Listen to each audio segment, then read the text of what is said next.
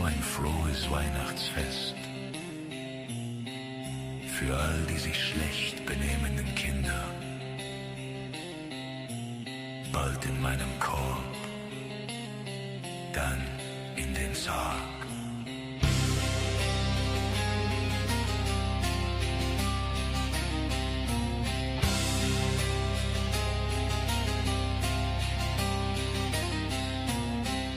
It's Christmas time, and all seems fine. You spent the year without fear, misbehaved and mistreated others. He comes for you, brothers and sisters.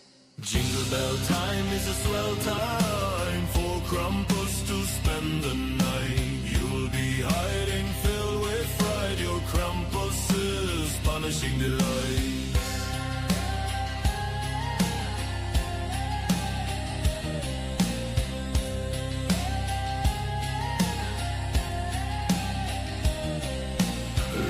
His chains and jingling the bell.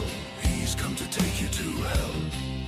Too late to repent, your tears are spent. Krampus comes calling.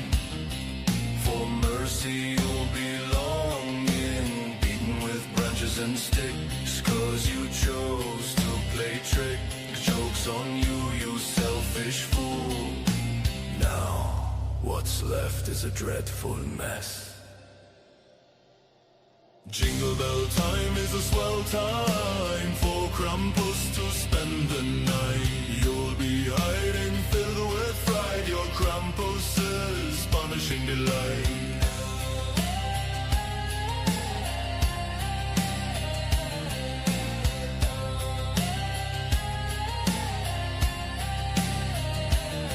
Into the basket you go, taken in the snow. Tears you'll cry and pain you'll sow. No one can save you, not that anyone should. I wouldn't even if I could. Should have been better, should I behave? Now you're the one, no one can save. Gute Nacht an alle, die gedient haben. Seien sie im kommenden Jahr gut gelaunt, oder ich werde dich nicht sehen.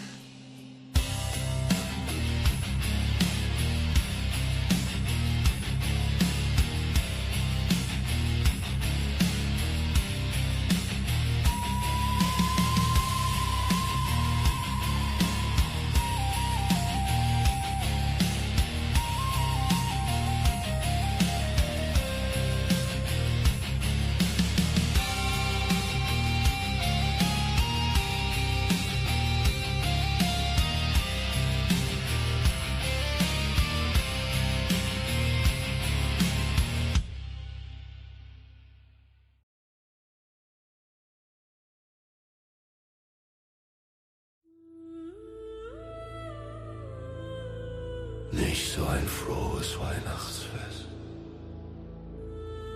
für all die sich schlecht benehmenden Kinder. Bald in meinem Korb, dann in den Sarg. It's Christmas time and all seems fine. You spent the year without fear, misbehaved and mistreated others. He comes for you, sisters and brothers. Jingle bell time is a swell time for Krampus to spend the night. You'll be hiding filled with fright. Your Krampus is punishing delight. Die Zeit der Weihnachtslieder ist eine tolle Zeit für den Krampus, um die Nacht zu verbringen. Du wirst dich voller Angst verstecken. Du bist Krampus strafende Freude. Lashing his chains and jingling the bell. He's come to take you to hell. Too late to repent, your tears are spent. Krampus comes calling, for mercy you belong. Beaten with branches and sticks, 'cause you chose to play tricks. Joke's on you, you selfish fool. Now what's left is a dreadful man. Jingle bell time is a swell time for Krampus to spend the night. You'll be hiding filled with fright. Your Krampus is punishing delight. Die Zeit der Weihnachtslieder ist eine tolle Zeit für den Krampus, um die Nacht zu verbringen. Du wirst dich voller Angst verstecken. Du bist Krampus, strafende Freude. Into the basket you'll go, taken in the snow. Tears you'll cry and pain you'll sow. No one can save you, not that anyone should. I wouldn't even if I could. Should have been better, should have behaved. Now you're the one no one can save. Jingle bell time is a swell time for Krampus to spend the night. You'll be hiding filled with fright. Your Krampus is punishing delight. Die Zeit der Weihnachtslieder ist eine tolle Zeit für den Krampus, um die Nacht zu verbringen. Du wirst dich voller Angst verstecken. Du bist Krampus, strafende Freude. Gute Nacht an alle, die gedient haben. Seien sie im kommenden Jahr gut gelaunt. Oder ich werde dich nicht sehen.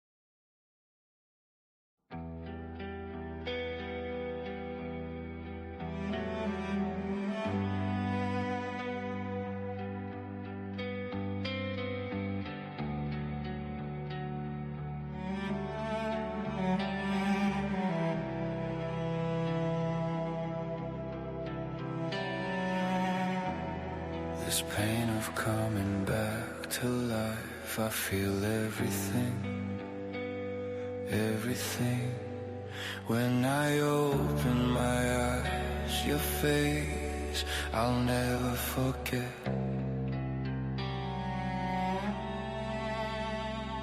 Your horror, my pain, I'm alive, living again. I feel every stitch and every scar.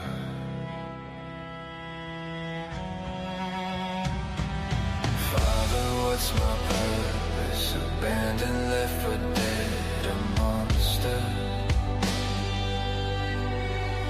Why have you forsaken me? Accept me as I am.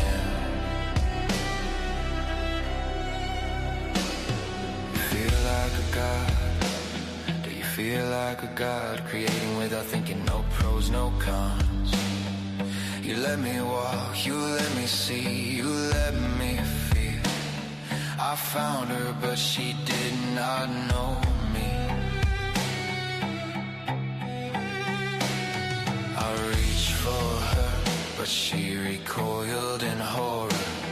I wanted to beg anything for her love, the look on her face.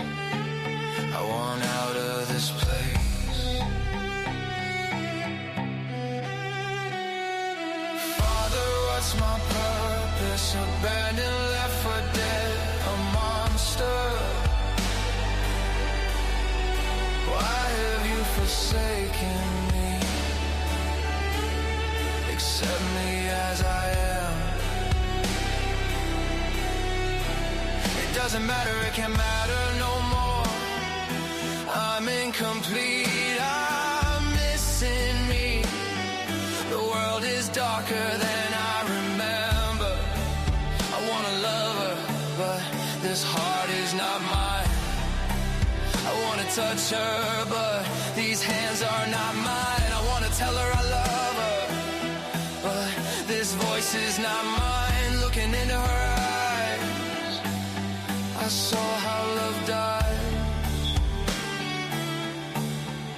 that's where her body lies. Father, what's my purpose? Abandoned, left for dead, a monster. Why have you forsaken me? Accept me as I am. Revenge shall be mine. I'll catch you in time. You gave me the pain of coming back to life. I want you to see me. Look what you've done. What you've done. A man no more from a madman's hands. I walk alone, no part of me is home. Place me back under the stone.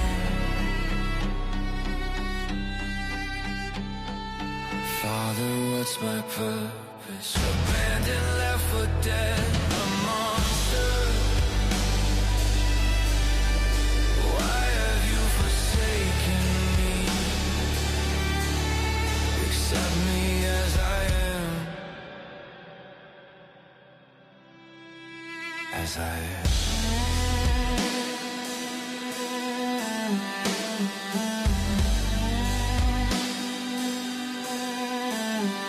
What's my purpose?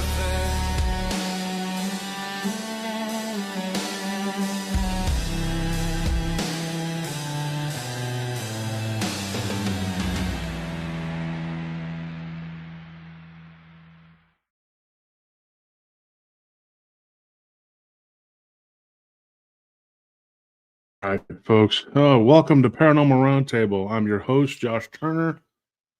This is PRT. Join us in the real reality, trying to get this thing here situated. Hope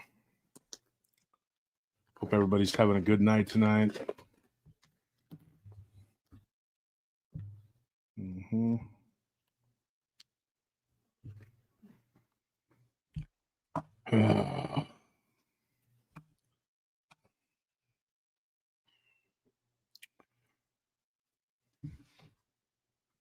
Let's see if I can fix this thing here. All right, give me 1 second, folks.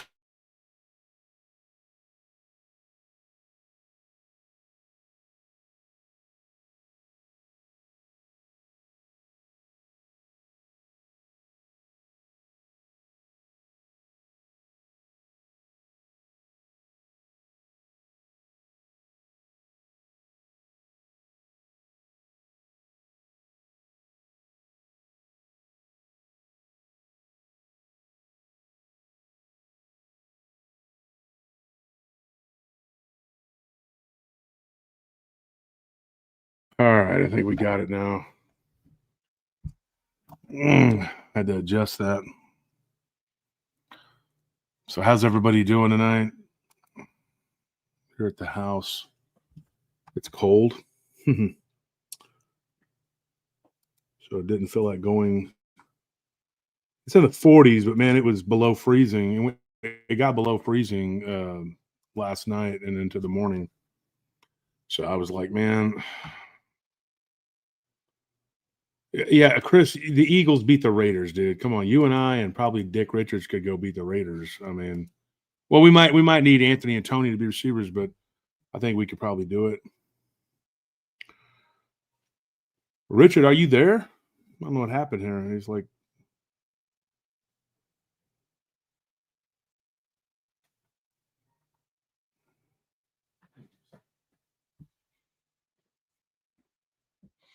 yeah, score. It was 30 degrees. It was below freezing like last night. It got down below freezing. There Hey, you I was getting back feed over YouTube. How are you doing? I'm good, man. I'm good.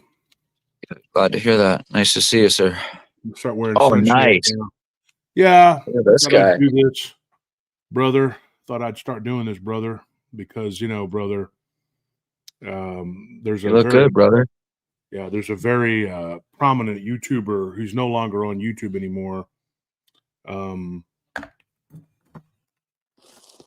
He claims that we're the reason why. Well, that's too bad for him, I guess. Yeah. He's always kissing the butt of the guy from Oklahoma, so I'm going to put my chapstick on like him. Yeah, there we go, brother. Yeah. You know that butts are one of the main way that parasites are spread from person to person. What? Butts. So there could be something behind that. Maybe that's what happened. So I don't know, you guys. While we're waiting for the chat to fill up here, let's do something. I got to show you guys something that's really funny.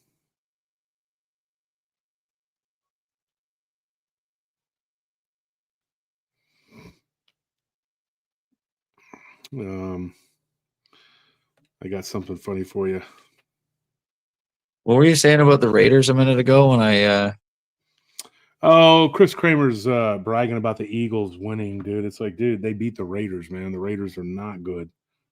Raiders are the best. The Raiders are my team too, man. Yeah, well, they're like 2-10 or something, so they're pretty bad. No, wait, they're two. I think they're 2-12. Yeah. Somebody's got to lose. Yeah, or maybe now they're 2-13. I don't know. They're pretty bad. I mean, they are terrible. It's horrible. Yeah, they're not doing too good. But here's something funny. If y'all want to laugh here, I can't take myself serious with these sunglasses on. Who the hell does that besides somebody who gets high and doesn't want to be seen getting high? So here's the funny thing here. Check this out, folks. Look at this. This is oh. Those your hair plugs? Yeah. Apparently those are my hair plugs. Yeah. So Ike up there in Oklahoma. If you're listening, Ike, that's a good one, dude. He says, "Oh, he's got them hair plugs. They're falling out." Saying that my hair is not real, that I have hair plugs. Dude, I have thick hair. I've never had to fucking put hair like plugs or dyes or whatever, dude. I've always had, nice hair. And this guy, he's just like so jealous of that. Because as you can see on the thumbnail, there's a picture of him, like, trying to call in. Oh, nice. I'll bet you he doesn't call in. Nah, he won't. He's just he'll come on as some anonymous person. He's always anonymous, always. I wish he would call in. But there's the cosplayer from the LBL, folks. Did y'all ever see that picture of him? There he is right there. Yay. Yeah, that's Mr. Nutley. Oh, Nutley. I like those pants. I thought that was a chick. Yeah, it looks like a chick, dude. That's the. So he made this. That's what he made of me. He made that because apparently that's what I look like to them. So. Can you imagine how long it took? Like, can you imagine that tuck? Like to get everything like that must be so uncomfortable for regular dudes, but it's unbelievable, dude. These stuff that these people come up with.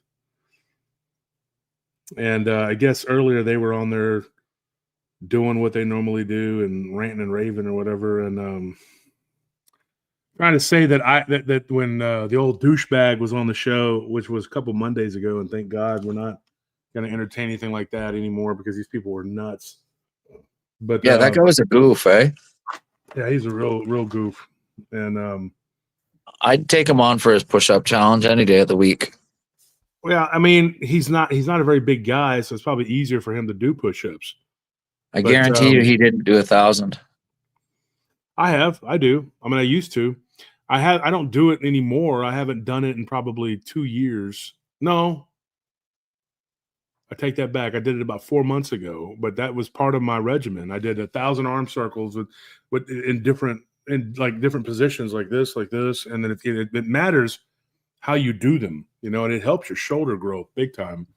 And the push-ups, do them at an angle, do them at different angles. And if you do them at different angles, do them, inward like this and then outward, because I have a really strong chest, a very strong chest. So to someone like him, he's probably going to say, "Oh no, you can't do that." But that's bullshit. I can do it 100%. I can do it. And do them in different angles, and do them in different ways. Like do them with your arms out like this and it'll hit different parts of your chest. but I have a extremely strong chest, like 600, abnormally strong chest. Yeah, I mean it's like bench pressing 650 pounds chest. I honestly think that I could have got 7. Now I've been recorded doing 660. Like I have that video. I've showed everybody that. But I haven't. I know I could probably have hit 7, but I didn't. 660 was the highest I had gotten. So I tried it again, but I did that after I had already done like a partial workout, and then I did 225. And funny thing is, Clough was one of the people that videoed that. So I mean, he's over here acting like that never happened. I have the videos of it, and I posted it on my Facebook. I can do 660 if I like 4 times. Like it might add up to 660. Yeah, what's crazy is I said on the show that I had done 225 40 times, and the little douchers got on there and started talking crap on his because he's envious. He's a very envious little man, and so he got really mad and started saying a bunch of crap about me.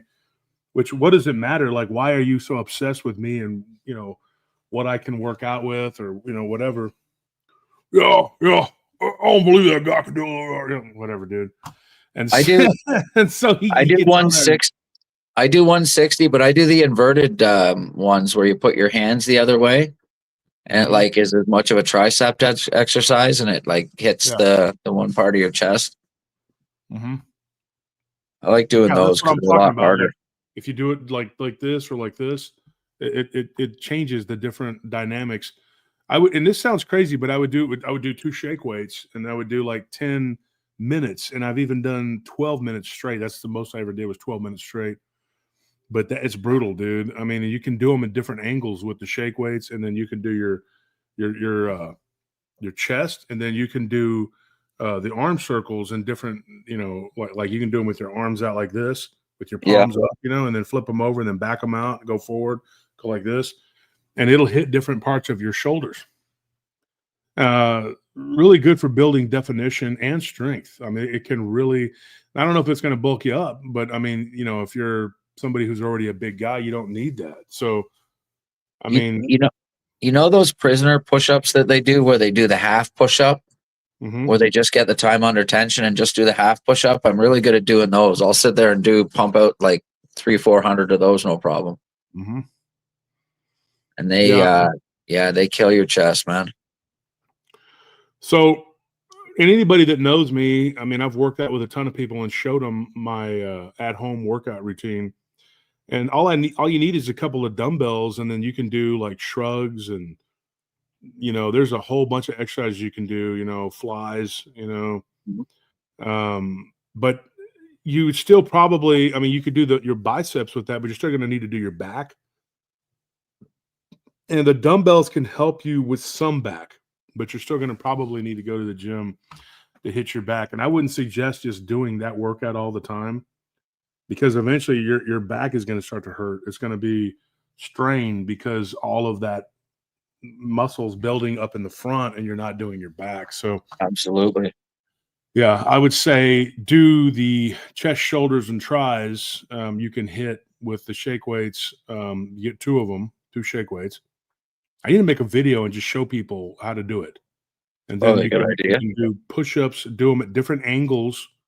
I usually do like 5 different angles on the push-ups, and I do 5 sets of 200.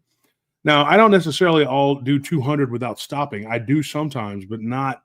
It's typically like 100 and then 100. And when he was challenging Anthony to that is stupid. That is a stupid thing, because Anthony can easily do 1,000 push-ups, easily.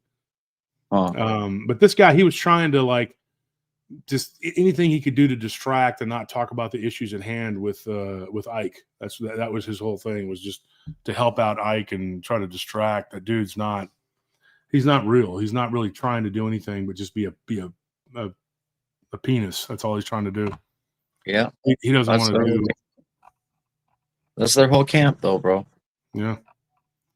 So that being said, he also, when I called the police on James Tipton, James Graves, which, just letting you know, James, we haven't forgotten about you. Yeah, you can apologize all you want, but you still threatened our lives and said a lot of horrible things, and you're always running back over there and reporting back to them and saying things with them. you are going to have charges filed on you, or we already have, but I'm going to push the issue because I want this guy to be prosecuted he needs to be made an example of for the rest of them, for all the crap that he's said and done. And he's done it for Barton Nunley. I mean, he's come out and said that Barton Nunley was his motivation. We had offended the Bart, and so he was going to come at us for that. And so, yeah, I got to say, Blake tried to say like, oh, I wasn't on the phone with somebody. Yes, I was.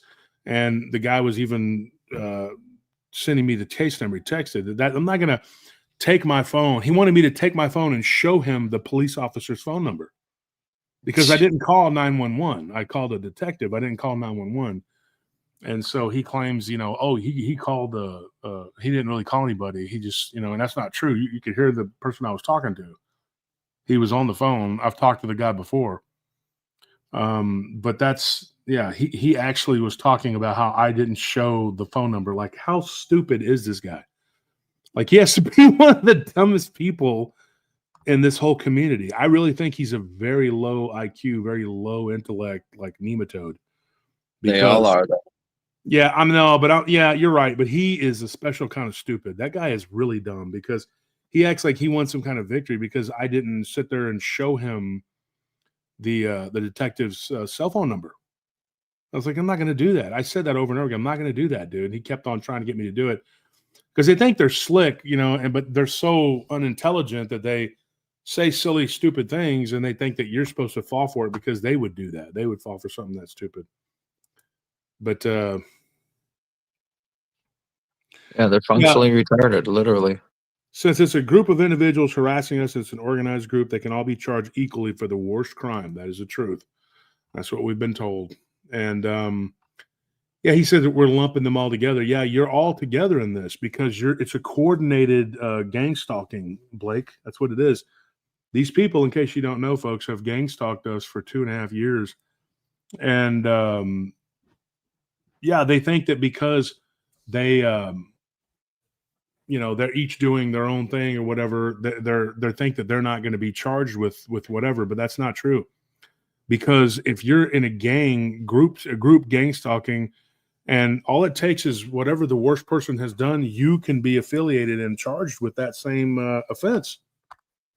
So that's for you, Mr. Blake. And so since you like to troll us and stalk us and you've been involved and you inserted yourself, I hope it's going to be worth it for you. Take it off? All right, man, I'll see you. That's Tony's leaving.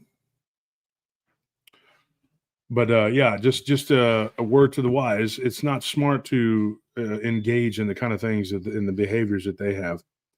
And they can claim whatever they want. It's all them just trying to not be fearful and puff each other up and say, oh, we're all in this together. He can't stop us all, blah, blah, blah. You are all in it together. 100%. And hopefully we will set an example. What I'm hoping for is to set an example in this community that people aren't going to get away with this kind of activity so that it never happens to anyone ever again. Because, what's happened to us is horrible. It's horrible. And I don't want to see other people have to go through this, what these people have put us through and what they've done. Yeah, I get it. Yeah. So we're approaching we at 241 in here.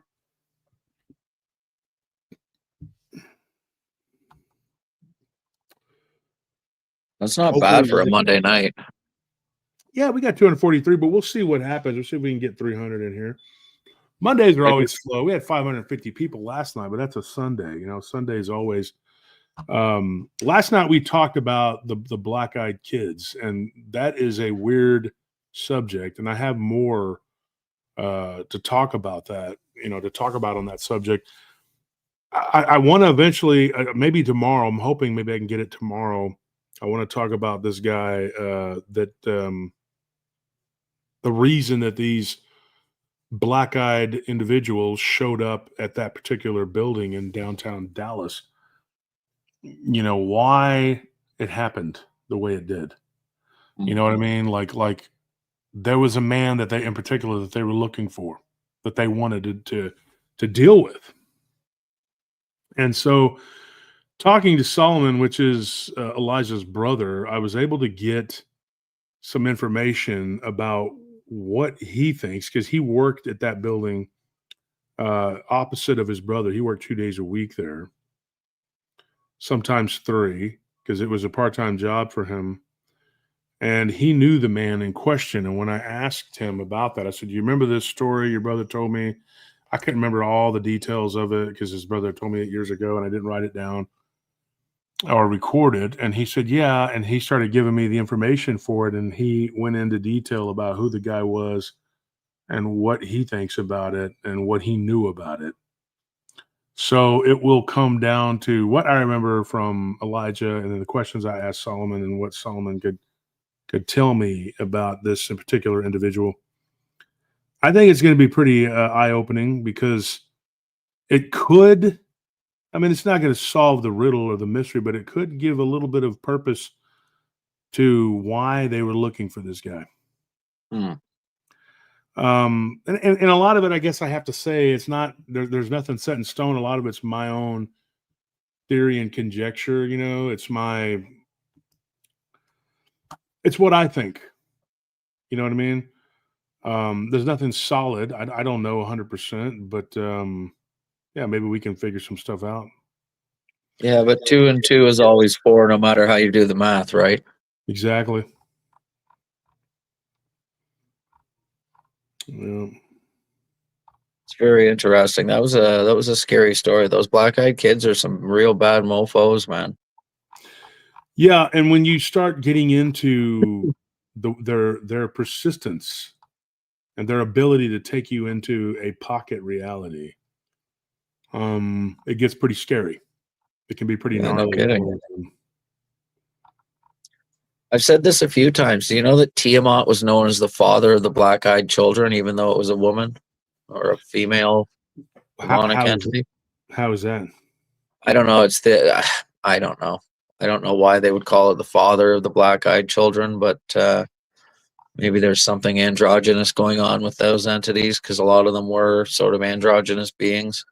Mm-hmm. But I know the ancient Babylonians, like I was watching a Now You See TV thing with David Carrico, and he went right into Tiamat, and he happened to mention and read the ancient, was it Babylonian or Sumerian that Tiamat was? Wasn't it Babylonian? Yeah, I believe it was both. Yeah. And I mean, when it talks about the deep in the Bible and the deep crying out to the deep, and it's Tiamat, and so who knows what the deal is there. Have you ever read Emmanuel Velikovsky? Mm-mm. Yeah, he writes about all of those old entities and what he believes happened back in those days, and it's very, very interesting what he writes. He has that book, Worlds in Collision, and it's about where he thinks that like Mars hit the Earth back in the day, or Mars or the Moon or something like that hit the Earth, or sorry, it was Mars hit the Earth, and that's what made the Moon, is that a chunk of the Moon. And he talks about these cataclysms that have happened over and over and over again on Earth, and what the goes through what like the ancient pagans believed about all of it. And he basically came to the conclusion, like he was a Jewish guy that came to the conclusion that Jesus Christ was real by doing all that, doing all that research that he did. He's got 5 or 6 books. I've read excerpts from it. Yeah, and when you started talking about what it was and the collisions of the planet and all that, yeah, I know what you're talking about. The moon came off of that, according to him. Yeah. Mm-hmm. And I guess he got that from some ancient pagan text. I don't know what, I can't remember. I used to know all of this stuff. And I got brain fog these days, I think, like everybody does. But it's interesting, though, that he is able to, like, he talks about like these things like Rahab and stuff like that, and the cosmic sort of wars that happened with these like Chronos type beings back in the day, and that they were fighting on Earth, but they were also like fighting in space, and or what I believe the space is just, you know, the little couple of hundred miles under the firmament. But like where the stars are, they were having all these old fights. And if you watch Mud Fossil University, he goes into a bunch of these asteroids that they've got pictures of that are like body parts, and they're able to tell which asteroid was which body part from which entity, and that all these buggers destroyed each other. So it's very interesting. It's food for thought. I don't know if I buy it like one, even if I buy it 50%, but it's a very interesting point of view. And I think you can extrapolate a lot from it. You can put these sort of theories, you know what I mean? Like you can read that theory and say, okay, well, this jives with this thing that I've heard or this thing that I've read. And it's interesting. It's worth the read. Definitely worth the read. I mean, there's a reason that they destroyed him. Because if he wasn't hitting close to home on something, they would have never destroyed him. They would have just left him alone, right? But they destroyed Velikovsky back in the day. Yeah, Like, if absolutely. you get close to anything, they're going to eventually come after you. Yeah. They absolutely destroyed that man's reputation and fired him from the university he was teaching at and all that good stuff. So, well, kind of wondered about that with these people. The way that they've hurt our growth and waylaid our channel. With all of their constant attacking and whatever. And I'm of the opinion too. And I had a couple colleagues tell me this, and I've talked to you about this in private too. These people could be being manipulated and not even know it too. Do you think it's a coincidence that this vampire cult said that they were going to come after you, and then all of this crap started happening? Well, that was after these people. These people have been attacking me forever. Thank you, Abe, for that donation. Okay. Did you receive any threats before these guys even started? Yeah. Multiple times. The guy from the LBL that's fighting with them now, they're fighting with him. I'm not going to say his name, but yeah, he threatened me. Him and his people had threatened him. There was a guy he called Jeremiah Baumtrager. I don't know if that's a real dude or what, but that guy threatened me, and I had a bunch of people threatening me. But even before him, there was people that were, a couple people that came at me sideways because of my association with Vic. They had come to me and said something to me. Which later I became friendly with them, not friends, but friendly enough where they stayed away, left me alone. But then when this whole thing popped off with this idiot from Oklahoma, they jumped in and came back, and now they've left me alone again, at least for now. But I've been threatened and just smeared and defamed over and over again, and I think it's because of the way that we do everything when it comes to how we go deep on these subjects. I think that's what really bothers people. I think if we just told the encounters or let people tell their encounters and not really comment on it like a lot of these people, because a lot of these people, I don't think they have anything to say. I don't. I think these YouTubers and podcasters, a lot of them don't really have much to say about it because they just don't. They don't understand it.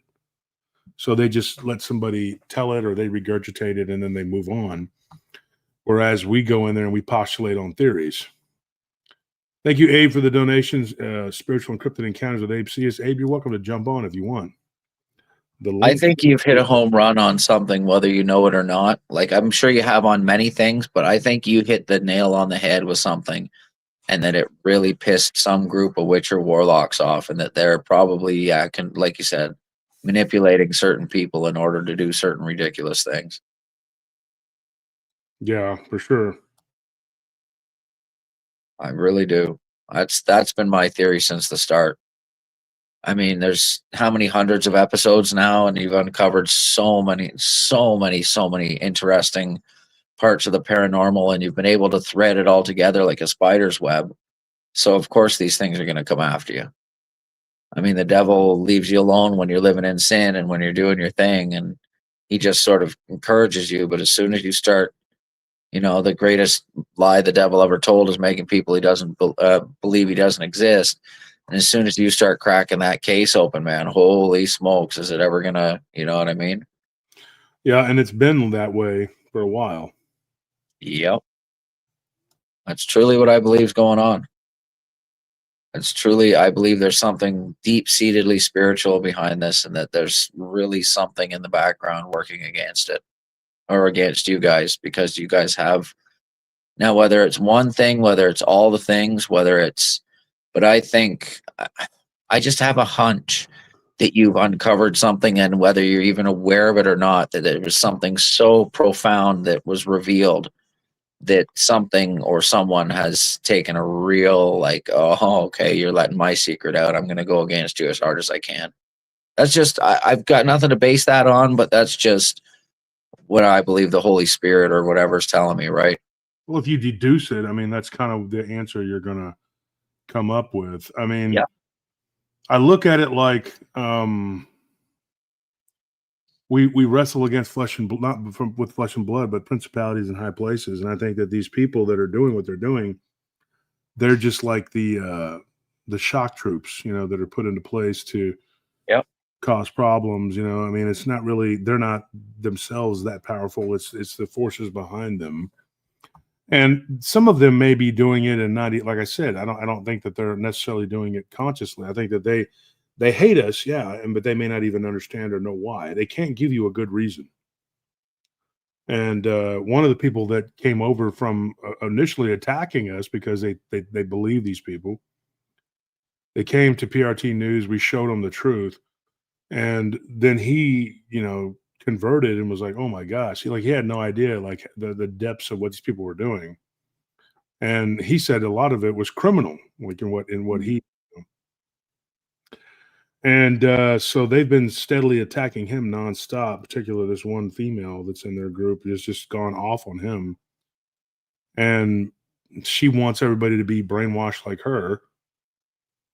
And so they have just done and said all kinds of horrible things. And, I think that with these people, I think some of them are converted by the top players in this, but there are people up above them all, I think, that are manipulating them.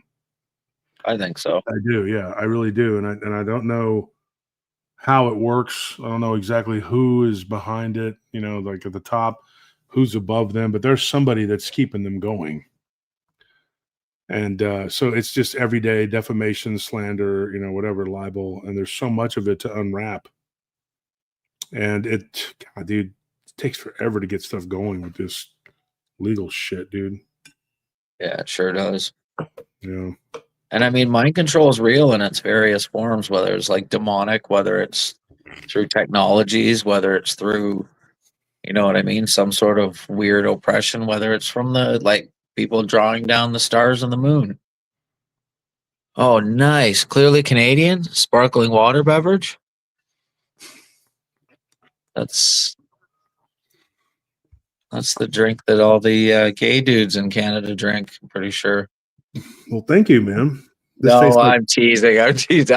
I don't need to give them any more fodder. This tastes like wet dog. Oh, yeah, it probably tastes like ass. Yeah. Yeah, it does. What is it? Sorry, it's Clearly Canadian sparkling water? Yeah, I've had a couple of them that weren't bad. This one, though, the orange is just, tastes really weird. Yeah, the amount of gaslighting that they've done in this country, you wouldn't believe how stupid the average Canadian is right now, bro, and how they really, they think that Donald Trump is Canada's problem. They think that it's all politically, they think that everything that's happened, they don't realize what's happening on our own side. And it's like, you got to clean up your own backyard before you tell your neighbor to clean up theirs. Mm-hmm. And it's amazing the mass media mind manipulation that's happened to the average Canadian, and what a fool they've become. What an absolute idiot they are. I don't know. It's gonna get real bad before it gets any worse. That's for sure. I think that's probably the case for a lot of things. Mm-hmm. Everything is going to get exponentially worse. It's just the truth. Yeah, it's just the time we're living.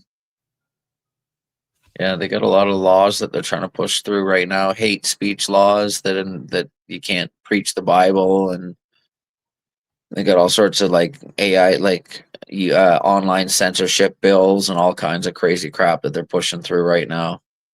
So, I mean, it's going to go the way.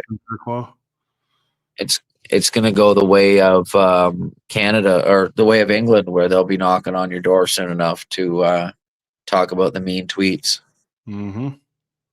Yeah, arresting people over tweets and stuff. So that should be fun. Yeah, Bear Claw said the whole world, not just Canada. Yeah, amen. It's going to become a Amen, prison sister. camp. That's what they're trying to do. That's part of the agenda. Unfortunately. So, anybody want to jump on? Because sometimes it's slow getting started, and tonight is that one of those nights. Sometimes we just have a ton of people jumping in and out, but tonight it's kind of slow.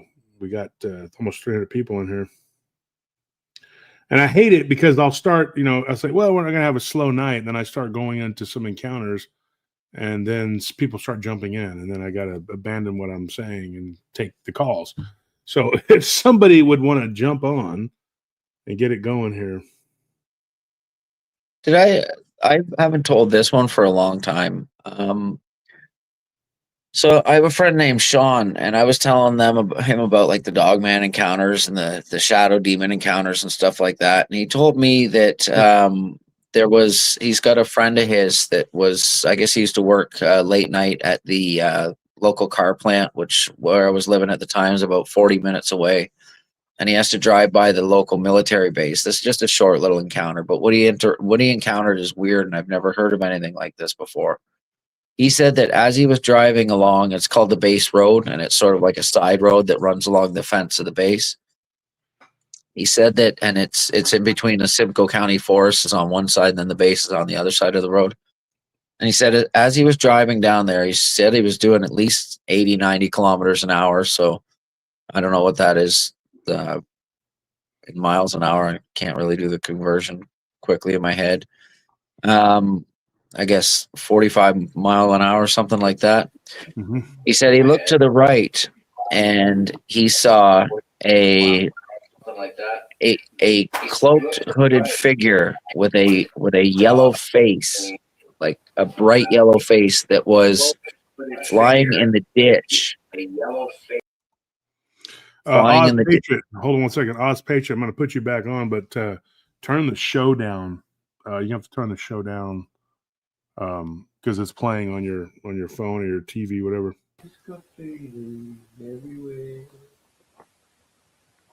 So go ahead, Dick, and then we'll get into what Oz Patriot wants to talk about. Yeah, he said that what he looked to his left, or sorry, to his right, and flying over the ditch and paralleling the car as he was driving along was a like a hooded, cloaked figure. Like it had a cloak over its head and had a bright yellow face. And he said that he could see like the wind from the way it was flying was actually like moving its cloak, and that it shadowed him for like most of this base fence line. And that's a good, like, it's like probably like a 5-minute drive. And he said that this thing was shadowing him the entire time. And then he looks down at the speedometer and he's doing like 90, 95 kilometers an hour. And this thing was just zipping along beside him. And he said he didn't know what to do, didn't know what to think. And then the thing just veered off as soon as there was like an opening to go into the Simcoe County Forest, like a road into the forest. He said the thing just took a complete 90-degree turn and zip off into the forest. But I know they do all sorts of weird things at that base. So I don't know if they were dealing with portals or what the heck they were doing, but that I've never heard of any entity like that before. Just a bright yellow face on it, and it was dressed in a cloak, and the cloak was obviously moving in the wind. So yeah, that's freaking weird. That is weird. There's so many weird things out there. So Oz Patriot, what do you got for us tonight? Hello, can you hear me? Yeah, I can hear you. Well, how are you wonderful people? Josh, you'll just love you. Dick, you're wonderful. Oh, I love everybody you. on the show. And I've had trouble for about 6 months. I couldn't get back onto your show. And it all started one night when you had a man called Mike and you were calling him a cockroach. And after that, I've had bad luck. So I don't know if I got something from him on that show. And the same happened on Abe's show. Hmm. So Mike was on my show? No, you were talking to him on Oh. Abe's show, and you were laughing and you were joking, you and Anthony, and that was about 5 months ago. Maybe you were playing footage of him and laughing about the footage. Yeah. But ever since then, I couldn't get back onto Abe's show. I was like locked out or chucked off. That's weird. And it's taken me, I don't know, months to get back, and then I couldn't get onto your show until Brian, you have to turn your one your of them thing down there. suggested that I get a new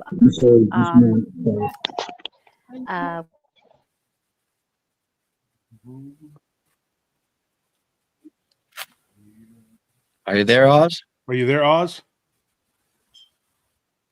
yeah, yep. Yeah. Okay. So Yeah, I'm what just listening sort at of the bad moment, luck? so yeah. What sort of bad luck have you been having? Just strange things like when I hear noises like outside. I mean, we live on a little property, and it was like knocking, and you go out, but there'd be nobody there, and it was early hours in the morning, and strange things. So. So what happened again? What happened on your property? I'm a bit of shock. We had knocking because we live out in the bush. We've got 40 acres, but there's large land around us, like thousands of acres owned to farmers who crop all their fields and that. And there'd be like certain times of the night, there'd be something like knocking, and you'd go out there and it wouldn't be there. What part and of it was Canada? Like really heavy. Sorry? What part of Canada is that? No. I live in Australia. I mean, I'm sorry. If you look on that's what I meant. Australia. Yeah. And if you look on Google Maps, we live in a very small town called Axedale, and it's in Victoria. So there's no shops here or anything. It's just like a little, it's just land with houses. You've got to go 30 k's to Bendigo to the nearest town. So it's a bit isolated. When it knocks, how many times does it knock? It's about 2 or 3, but then it sounds like it's actually running on the veranda. But there's nothing around because, I mean, we have like farm fences around, and sometimes we put the electric fence on. But unusual. So Have you ever heard the saying that the devil always knocks 3 times? Does he? I've actually got a cross at my front door and one at the back door. Good. Couldn't just be a wallaby, could it? No, that you wouldn't better. No, we're too far from the forest. We have kangaroos, but they wouldn't come on the step because we've got 2 dogs. Yeah, I'm just teasing. But No. As long as it's not a what do you call it? Peep and Tom. I'll be right. Yeah. Yeah, I've had a couple of strange things. I think it was going back about 20 years ago. I went out to take my little dog out for a wee, and I heard this mighty growl, and I mean, it scared me that much. I didn't go out for weeks out in the night to take my dog out. I have to go with my husband. And we have no large animals here. We have kangaroos that grunt. We have possums that growl and that. So there's nothing really big here in Australia. So, yeah, and I happened to be talking to a man down the road a few weeks after that, and I told him my experience, and he said he was waiting, his mum and his wife was coming back from bingo. So he said, I'll go down and open the gate for them. And he said, as they were coming down the street, as they turned into the drive, he said he's seen something, and he was too frightened to tell anybody. So he just shut the gate, went back inside, and it wasn't until I told him that I'd heard this, whatever it was, and he told me that he'd seen something that wasn't normal. So that was 20 years ago. Unusual, isn't it? And one other thing I've got too, I've got a Ring camera, and I check it regularly from inside, and it was in the nighttime, and I've actually got a video of the Ring camera, and it looks like a portal about 500 meters from our place, and it's like clear white, but it's got like black edges. And I've actually got that on the Ring camera, but I haven't told anybody. And it's over 2 years ago because I'm frightened to tell anybody. You know, when you get that fear that you don't want to tell somebody. So maybe I could send a photo to you, Josh, maybe of it. Yeah, for sure. Yeah. So How big was it? Well, I've got the Ring camera, so I opened up the app on my phone because it was late at night just to have a look around, and the Ring camera picked it up. So I've actually filmed the Ring camera, and you can see the seconds going on the Ring camera. So it's actually there, but there's trees down there, but this is way above the trees, so it can't be anything reflecting.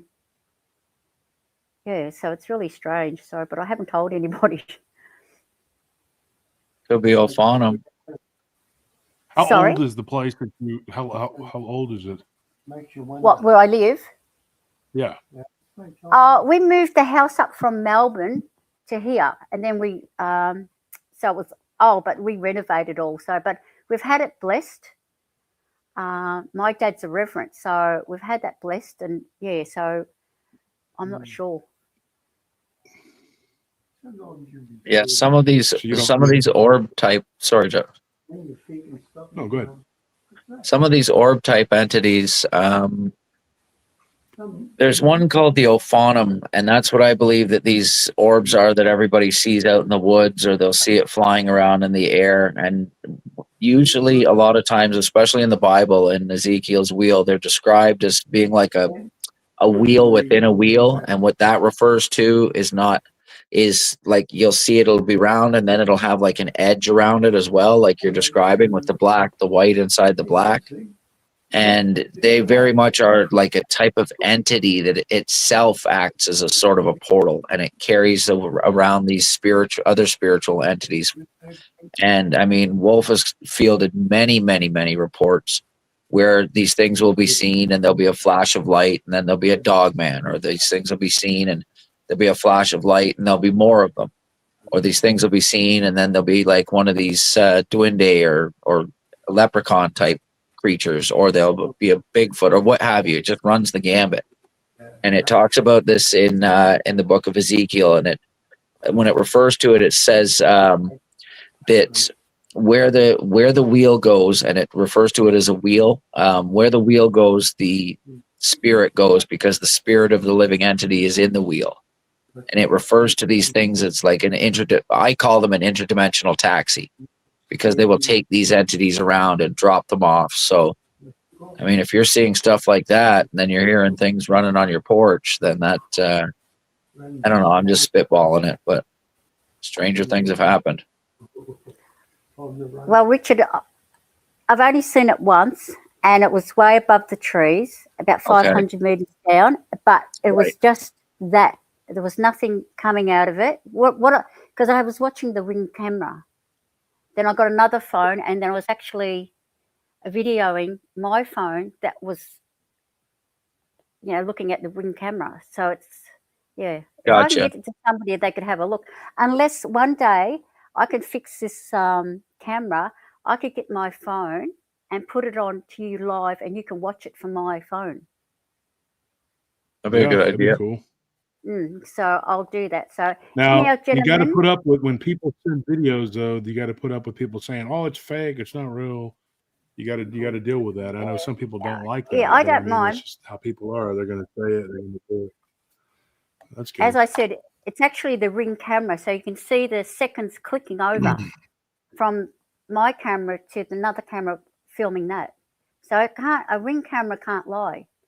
Well, I don't think so. I don't think you can doctor it. No, not if it's broadcasting it live. No. Yeah, it's broadcasting live, so you can actually see the seconds ticking over on my phone. That's looking at it. Then I've got another phone filming that. How long was it there for? So that's very only for a short while. Yeah, thank you for that. Yeah. I'm sorry. Well, go ahead. I'll let you gentlemen go, and I'll go back to watching because I didn't sleep much before you last go night, though. Before you run, Oz, sorry, Oz. I'm sorry, but I got to ask before you go. Is there anything else you have to tell us? No, not at the moment. Yeah, I'm glad you're able to get back on. Yeah, so am I. I've And you're tried a welcome couple to. of times and couldn't get on. So it's all Yeah. fixed. Well, Because I'm I didn't glad you want were able people to get to, back on. yeah, I didn't want people thinking I was a troll or something, and that's what I thought. I thought, well, maybe somebody's blocked me thinking I was a troll under Paul Louis. So, but I wasn't. So they have to make this new one. So, Oh yeah, yeah, all I right. know who you are, Paul Louis. Yeah, I remember Yeah, that. I got your yeah, email. yeah. All right, gentlemen, you have a good night. Everybody, love you all, and I'll just go back to watching. Thank you very much. Love you Thank too, you. Oz. Appreciate that, Bye. Oz. Bye. Be careful too, Oz. If you're still listening there, be careful when they're knocking on your door that they're not trying to draw you out of the house. Yeah. Whatever the heck it is. We were getting knocks at our ranch, and it was happening in broad daylight. And, Really? yeah, I was on one side of the ranch house, and Anthony was on the other, and he could hear the same thing I was hearing. It was like a banging, which was just weird. I don't know. And we both woke up, and sometimes Nellie would wake up too, and it would just be, me and Nellie are on one side of we're on the opposite end, but we could hear it. So, Interesting. Brian, what's going on with you, man? Brian Jackson, what's up? Can you hear me, Brian?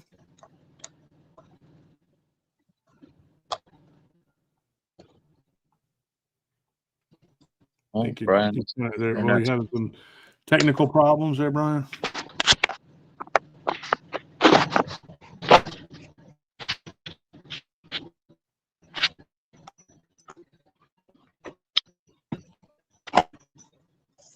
Well, Brian's figuring it out. Yeah, you're on the air, Brian.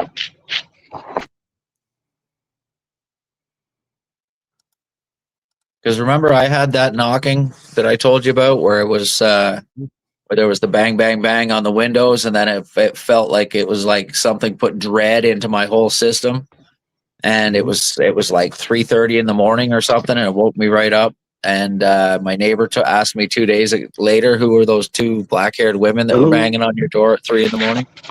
Hey, Brian. Hello, Brian. Are you there?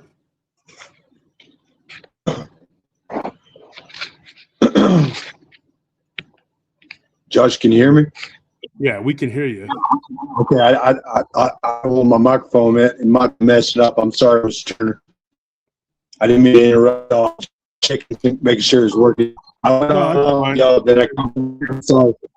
Mr. Turner. You're breaking up real bad, Brian. Can y'all hear me?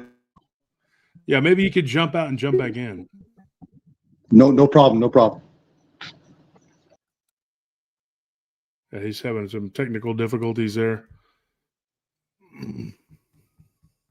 Yeah, and then that knocking 3 times thing happened like last year in the summer. Mm-hmm. Again, or last year in the fall. I can't remember when it was. What do you think it was? Dude, I don't know. Like I said, I had that witches cult that lived kitty corner to us, but every time it happened, man, it just, you get that where it's almost like something puts fear into you.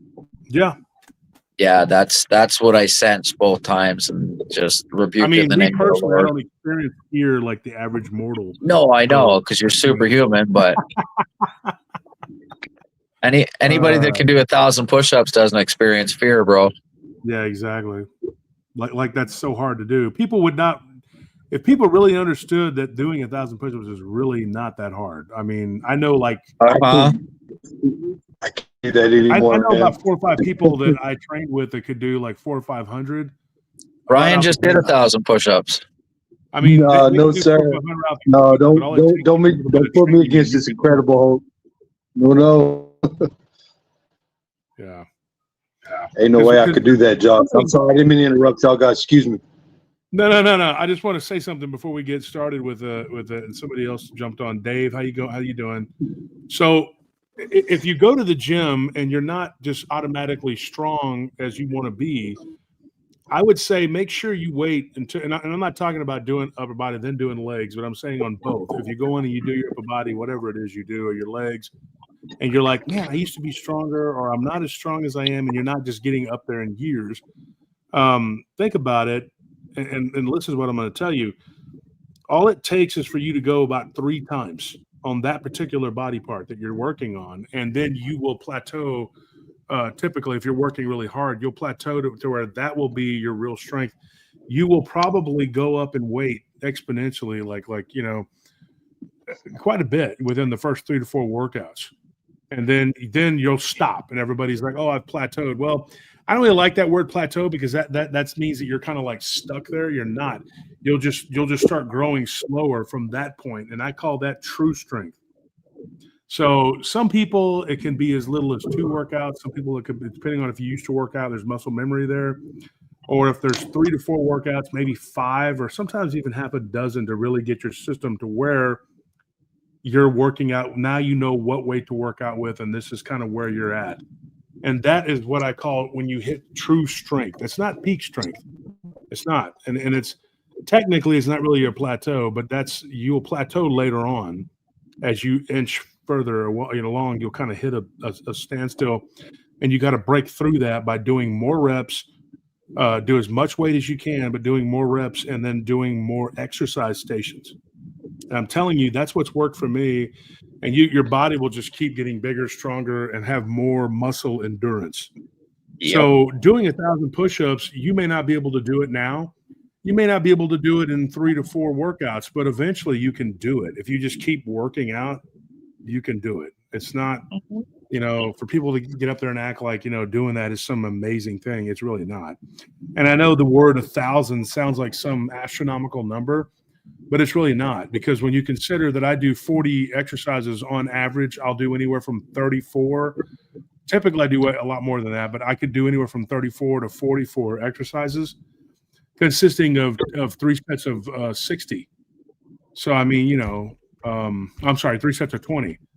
That's a lot of reps on upper body. Yeah. And then I do anywhere from 1,000 to 1,400 reps on legs, including squats and whatever. So, yeah, I don't even know where these people come up with this stuff. They act like, that it's some big deal.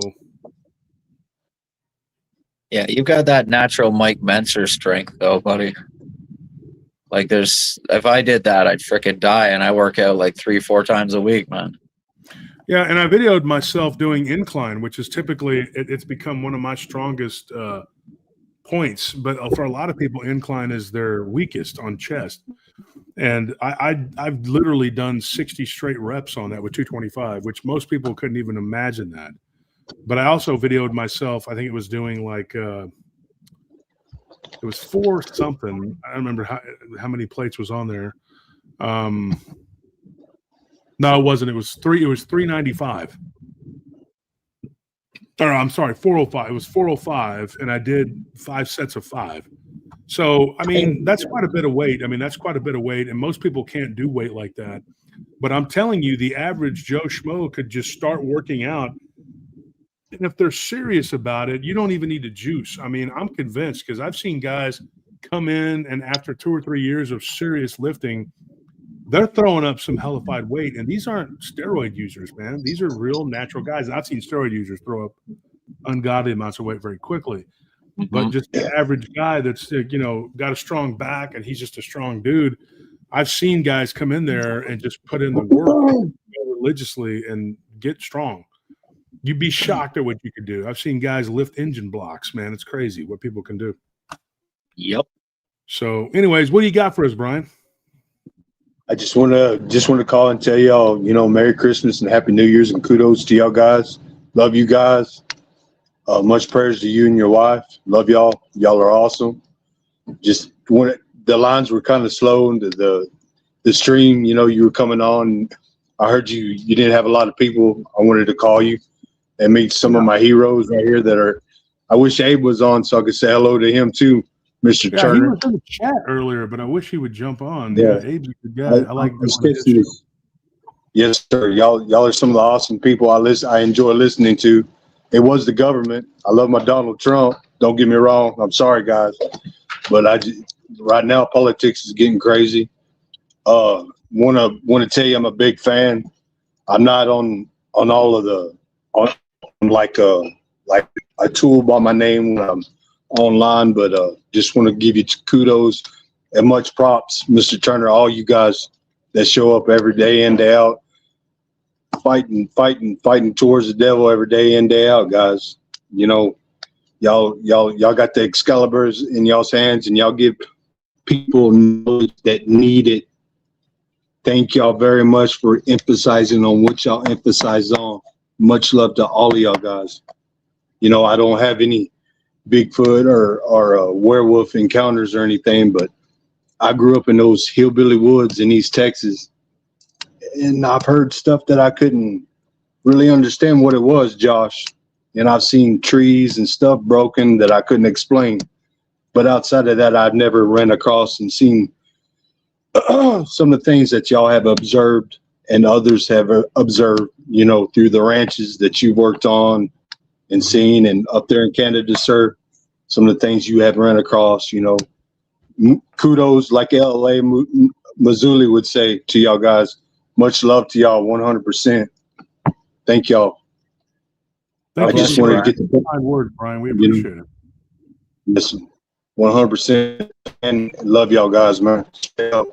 And your wife, Miss Nelly. God bless that woman. And your nephews. You making real men, American men out of them, man. Much love and all the hard work you put into that. I just want to give that to you. I can't always chat and talk online with you, but kudos to you. Much love to y'all guys. God bless you, brother. You're awesome. Merry Christmas. Thank you, brother. Thank We y'all. appreciate it, man. Thank you for the support. Yes, sir. Yes, sir. Thank you. If y'all need me to jump off, let somebody else back in, I don't mind. I'll exit and get back to your story. I'll just listen in. I'm not a talker, Mr. Josh. No, we got you can hang out all you want. There's a person that's on there, but I mean, it's, you know, we appreciate you coming on. It doesn't matter. Yes, sir. I just wanted to speak to one of my heroes, y'all two guys, man. Thank you. You too. You're awesome, Thank buddy. you. Appreciate it, bro. The way y'all guys lay it down, gentlemen, 100. So thank you for that, Jason. I mean, Brian, Jason's actually some person that's actually messaging me right now, and they're having a hard time getting on. I don't know if you're listening, Anthony, or if you're modding up there, because Anthony's doing his studying. He's got a test on Wednesday. But there's a person trying to get on. There's a couple people that are messaging me and saying they can't get on. I don't know what's going on.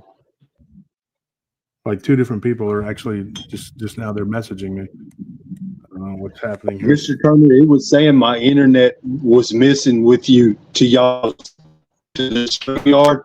I don't know. I'm not a technical guy like your nephews are. I skin it by the skin of my teeth, trying to get in and out. It kind of kicked me out and let me come back in, and it paused, and I waited for a little while, sir.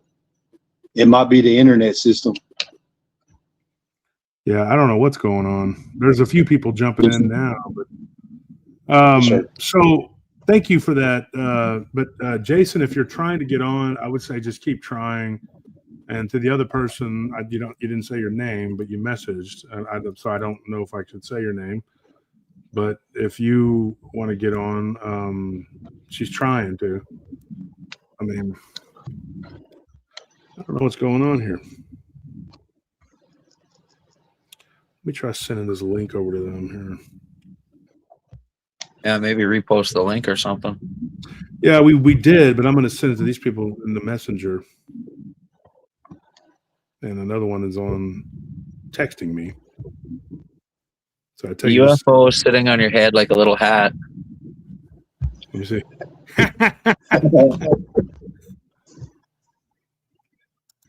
So, Dave, what do you got for us? What's going on, Dave? Well, freaking just trying to stay warm in New York City for one.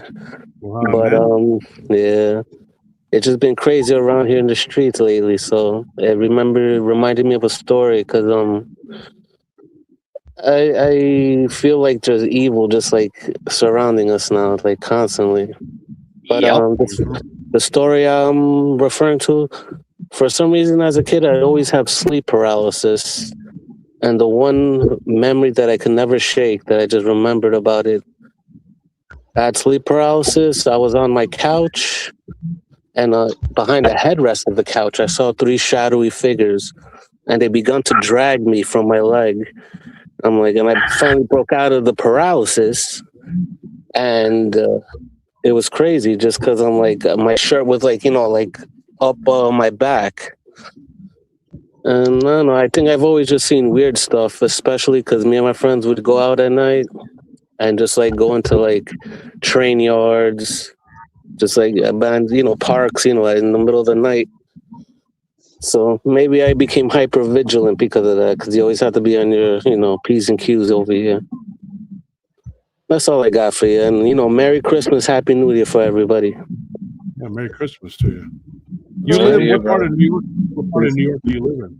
I'm in Queens, and right by where I live in Queens exactly, there's the train yard for the LIR. So me and my friends, when you're young, you don't want to be caught by police. You just hang in the train yards. And sometimes, like, we'd get the feeling like, we're being watched, and we can't see nobody. So, like, we just leave and dip. But who knows? Well, yeah, like I said, that's all I really had to share, the 3 little shadow beings. And that one time I was in Ecuador as a kid, and I saw, like, when I went out to take a piss, I just saw weird shapes behind the trees in Ecuador. So that was always weird. That stuck to me, too. That's when you were in Ecuador, you said? Yeah, this all happened with, like, at 13 when I was in Ecuador, 13, 14, if I remember correctly. And Is that where you're my from? mom lived well, I was born here, but yeah, my mom, she'd always drag me to Ecuador. I hate the heat. I hate the humidity. But, visit family in the mountains, it was always nice. Never been. It's a nice place. People are assholes. There was like a long political strife happened not too long ago. People were killing each other in the streets in Ecuador. There's political strife everywhere now, so that's just part of the process. But yeah, like I said, Merry Christmas, Happy New Year. That's all I had to share for you today. Do you have any stories from Ecuador that you know of? Well, when I asked my uncle who he stayed in the house, he said, yeah, there's things in the woods because he lived by a river. They don't bother you. They just want to observe you. He never like got a good look at them, but he said they would just like, be behind the trees and they like disappear. So that was just like, when I first saw that, I didn't believe him.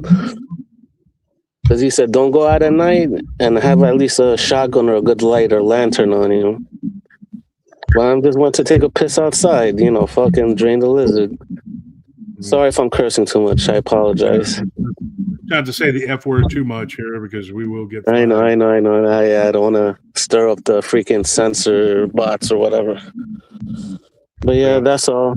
That's the one time I saw that, and then the 3 shadow beings, and then just always feeling weird energies when I go into like those dark places, with my friends. That's about it. But then again, yeah, I thank you for your channel and your service, Josh. Yeah, I appreciate it. Thank you.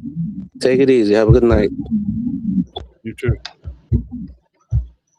So we got Puck on here. What's up, Puck? How you doing? Oh, how you doing, man? What's going on? Yeah, I'm doing pretty good. Merry Christmas, everyone. I got a funny story about going yowie hunting in the Australian woods the other day. Did you catch one? No, I think it caught me. It up. But, yeah, so this bloke, that's my new neighbour, we went for like an off-road rally, and we were like out the back of the bush, and we're like completely wasted, right? And he got the 4-wheel drive stuck right in the spot where he's telling me about this yowie encounter. Like one ran right across the road just there, mate. And I'm like, oh, here we go.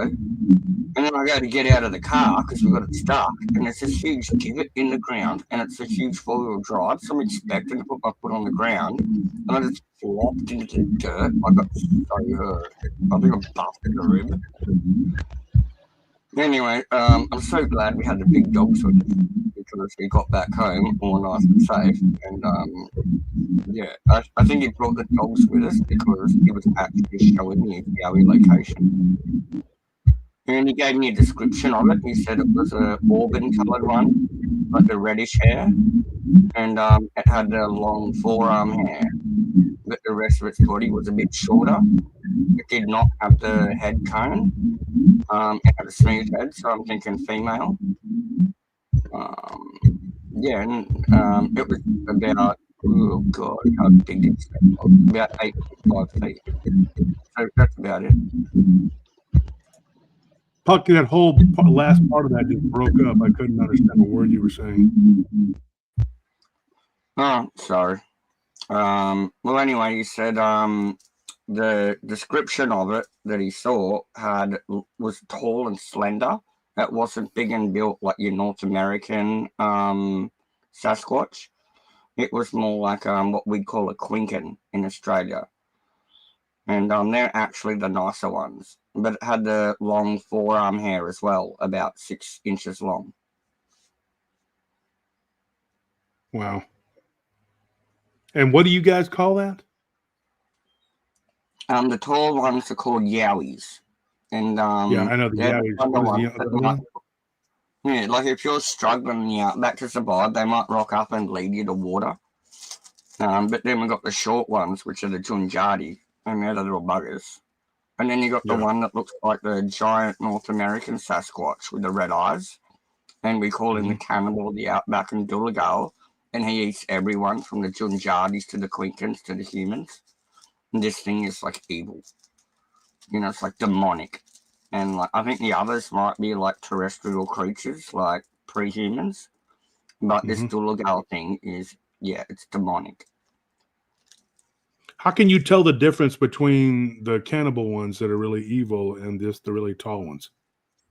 It's their teeth and their eyes and the widths of them. Like the ones that are built like a refrigerator are the evil ones. And the tall, skinny ones are just out there chilling and they got flat teeth.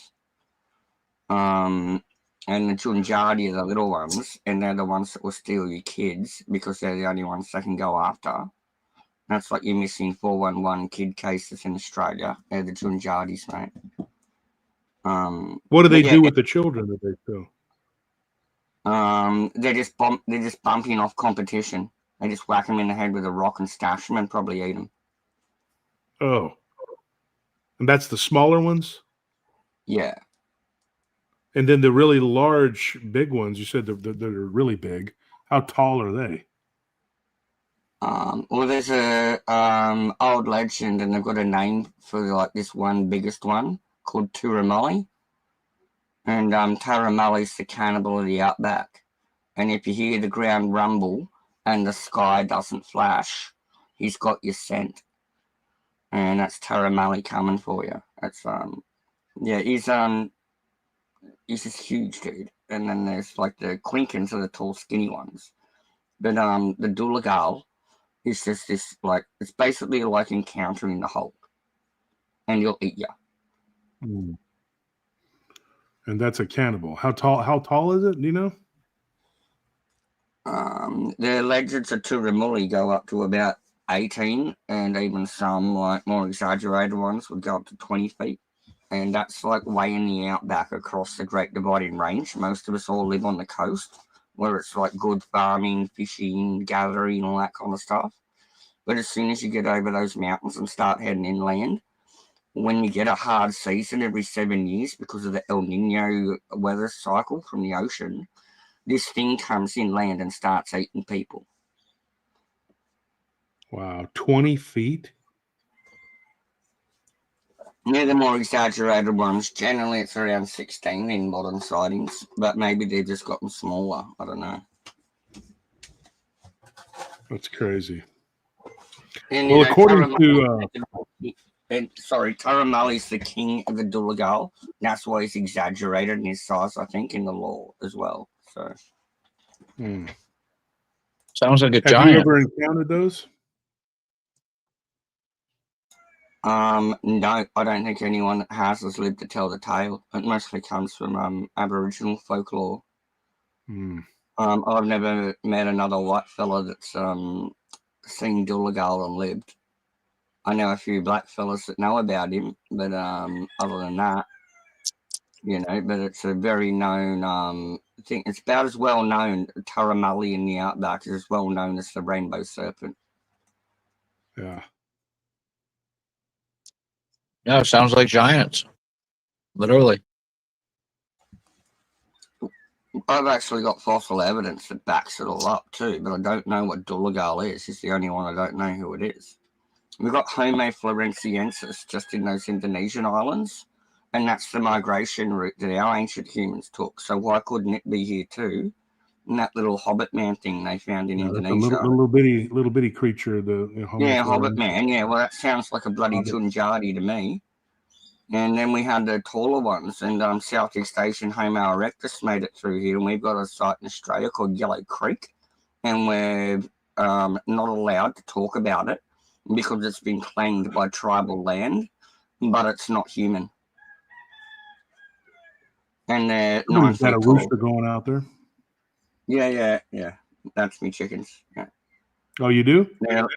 No, I'm at a new property now that's private property. I'm on the back of a farm now, and I'm away from like the public stuff because I'm just van lifing, right, bro? Yeah, because it's about 1 o'clock over there, isn't it? Where you're at? It's 2:45 in the afternoon, so it's a good time to have a chat. So you're further east, huh? Yeah, I haven't even cracked a beer yet, mate. What? What are you eating, Richard? What is it? Oh, let me show you. That's not something gross. Still, I don't know, some Italian chocolate bar. It's like a rum chocolate bar from Italy. They've got this real nice Italian place around the corner from, I don't know, maybe about 10 minutes away. And all the food's real food. There's only like 6 ingredients in this whole thing. Mm-hmm. It's like an 8-ounce chocolate bar. The thing's fantastic. Sorry about eating on mic there, guys, or on camera. No, you're not bothering me. No, it looks delicious. Me and my friends in America online do a thing where we'll both go buy a Coke and we'll look at the ingredients on it and read them to each other. And it's so different, man. Like it's like it's got 6 ingredients in it, and yours has got like 22 or something. It's like, what the hell? Yep.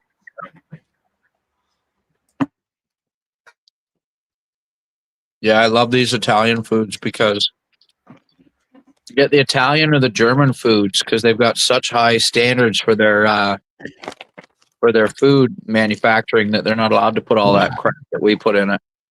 Okay, so since we're doing international foods here, what do you got? We have mochi, and you can see it here.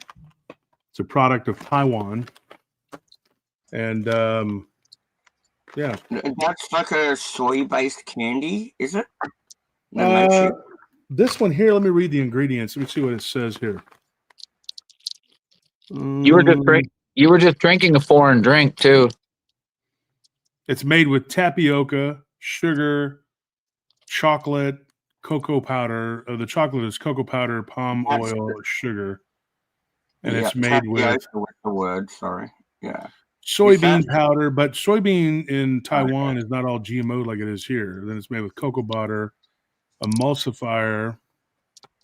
Like I say, I think all these soy products and stuff, how they say it affects men and things, and like they call them soy boys and that. But well, the genetically modified here in America, everything is genetic. This is Taiwan, though. Yeah, well, that's what I mean. Most Asians eat it like fermented. They just don't eat like soybeans because the thing with the soy too is that it's snuck into every single product.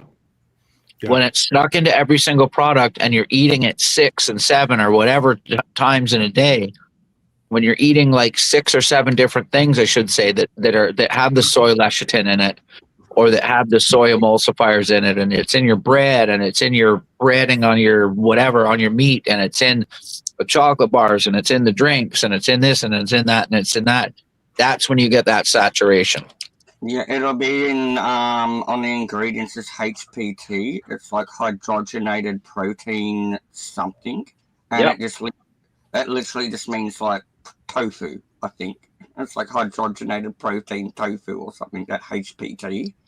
It's fake protein. It's fake protein, so they don't have to put meat in it, and they use soy protein, and it's those things that are the bad ones in manufacturing. But to eat it traditionally and like ferment it and like fry off your tofu and your wok, it's not actually bad for you. No, it's the phytoestrogens. That's what's making the little boys all weak and effeminate and skinny and scrawny, and it's also making the girls go into puberty at like 9 years old now. So all these girls, you know what I mean? They look like they're growing up really, not to be a perv, but they're growing up a little bit earlier than they did when we were kids. That's for sure.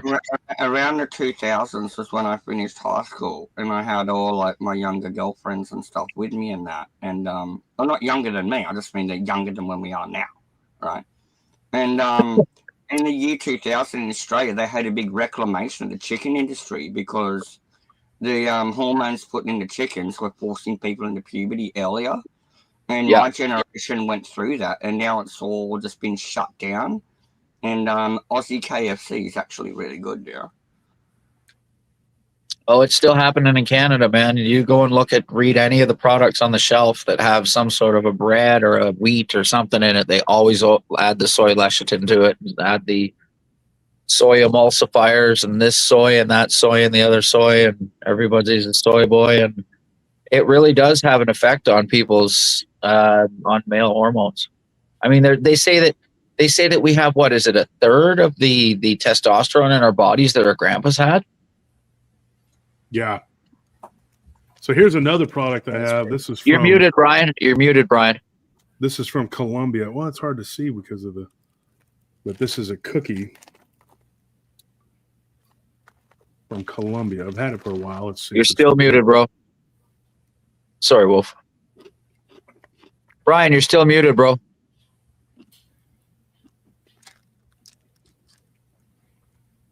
Can you hear me? There you go. I'm sorry, Wolf, guys. I just wanted to tell you I agree with you on the testosterone level. It has been cut from our grandfathers. That's all I got to say. I'm sorry, Wolf. Sorry, guys. I agree with that 100. No need to apologize. Those 17-year-old boys were going in. Becoming weaker and smaller and less efficient at taking care of themselves. My great uncle was 16 when he joined the infantry and went and fought in World War II. Yes, sir. So, my grandfather rolled up in San Benito from Germany on the Texas battleship, and he lied about his age. That was my great grandfather. So I completely agree with you. And that was when we had Canadians who were fighting for the English back then. I'm going to keep my mouth shut and let y'all talk. I'm sorry. No, you're good. So there was a guy that showed up on Abe's show the other night. Get this. A guy showed up on Abe's show. He was a Hispanic guy. Somebody's thing. It might be mine. I'm completely on the phone, not on the computer. I'm sorry, guys. It might be me. I turned it down.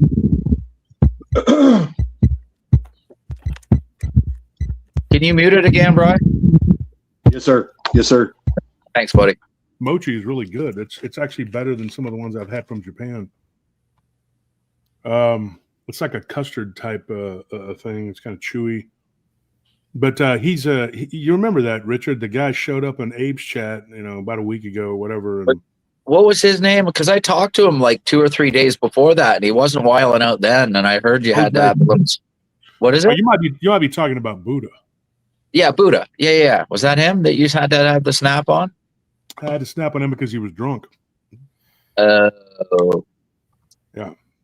Okay. He's very gracious and lets people talk, and he just kept blah, blah, blah, blah, because there was a guy named Jose that got on there. I'm not going to say his last name, although the guy did say his last name on there. And he began talking about the Bible. and he had no clue what he was talking about. He began insulting Christians and talking bad about white people. And then We are the worst. Yeah, he said a bunch of crap, and then he started talking all this crazy nonsense, racist shit. And then, I got on there and I went at him about it because I said, "Have you read anything other than the Quran?" And he kept trying to talk over me because we figured out that he was a Muslim. Gross. I mean, sorry. And I'm going to say, not that anything wrong being Muslim, but the fact that they try to push it on everybody. It's great. There was a guy that was in the chat because this, Buddha guy is always harping on Muslims, but he lets the Zionists get a pass. Whereas for me, I don't look at anybody that's not a Christian. I'm not going to let them hijack us and tell us what to do. And I think both of those groups are very detrimental to us. May I just interject, please, with what just happened in Australia yesterday? I'm not going to reference it. Yeah. Other than to say I felt a great disturbance in the force, and it's like the Christmas spirit has been sucked out of the holidays and people aren't coming together now. It's caused division, and I seriously am emotionally feeling this. I'm not going out this Christmas or New Year's. I'm staying home. Yeah, I don't blame you. Wish we could. It's dangerous times. It is. And the shooting comes at a very opportune time, to make certain people look not good. And there's all kinds of talk about, I know a lot more than I'm going to let on today. I'm not going to talk a whole lot about it. Yeah, I heard some things too. Yeah, I'm not going to talk about that, and I'm not going to get into the Charlie Kirk thing with his wife and what I know about that and that situation with her. No, I haven't heard that, but I do know. Look at the pictures. Look at the pictures in a bikini. She's been doing a lot of underhanded, I just don't, it just seems so convenient the way these things fall. But this guy, he was on the show and he was talking about, Islam and all this stuff. And when we finally got to the root of the root of the problem, which was that he was pro-Muslim and was attacking everyone from Christ to white people. I don't know if you remember that, Richard. We got into it, but it seems to be like that there's this. I wouldn't say it's subtle. I mean, I don't know what the word would be. Like there's an undercurrent of resentment toward certain people in this world right now, and it's misguided. And I mean, these very people that will stand up and defend the people that are in charge are the ones that are being targeted. Mm-hmm. And I'm very confused by political polarization, and it's crazy. That's what's happening in Australia. It's we were always the lucky country because we were chilled, man. Everyone can come here. All you have to do is push a trolley and say g'day, and everyone's your best friend. Like. We're not bad people, dude. And I'm just like, I seriously am wounded in the force. And I don't even want to comment because of our new internet laws in Australia. I'm going to save that for smarter and better people than me. But I just feel emotionally wounded this Christmas. Yeah. And it's like what happened to Charlie. Like, I felt that. And I never thought I'd cry over that guy that I never knew. But I was never a follower of his, but I could just feel it. The world changed. And it made me cry. Yeah. Well, I'm going to kind of segue away from what I was going to say. I'm going to leave it at that. I'm not going to get into it. We're just going to go, T-Wolf, what do you got for us? Hey, guys. Thanks for having me on. This is great. I was going to mention earlier, Dick, fellow Canadian, and my grandfather came over from Belarus and actually fought for Canada in World War II. Nice. You look Eastern European. I try not to, but I guess I can't hide it anymore, huh?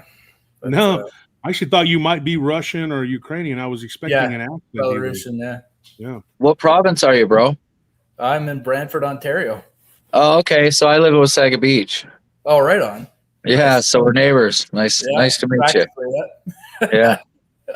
Home of Wayne Gretzky and Phil Hartman, believe it or not. Yeah. Right. Yeah. Phil Hartman was murdered too. That's a weird thing. Yeah, by his wife.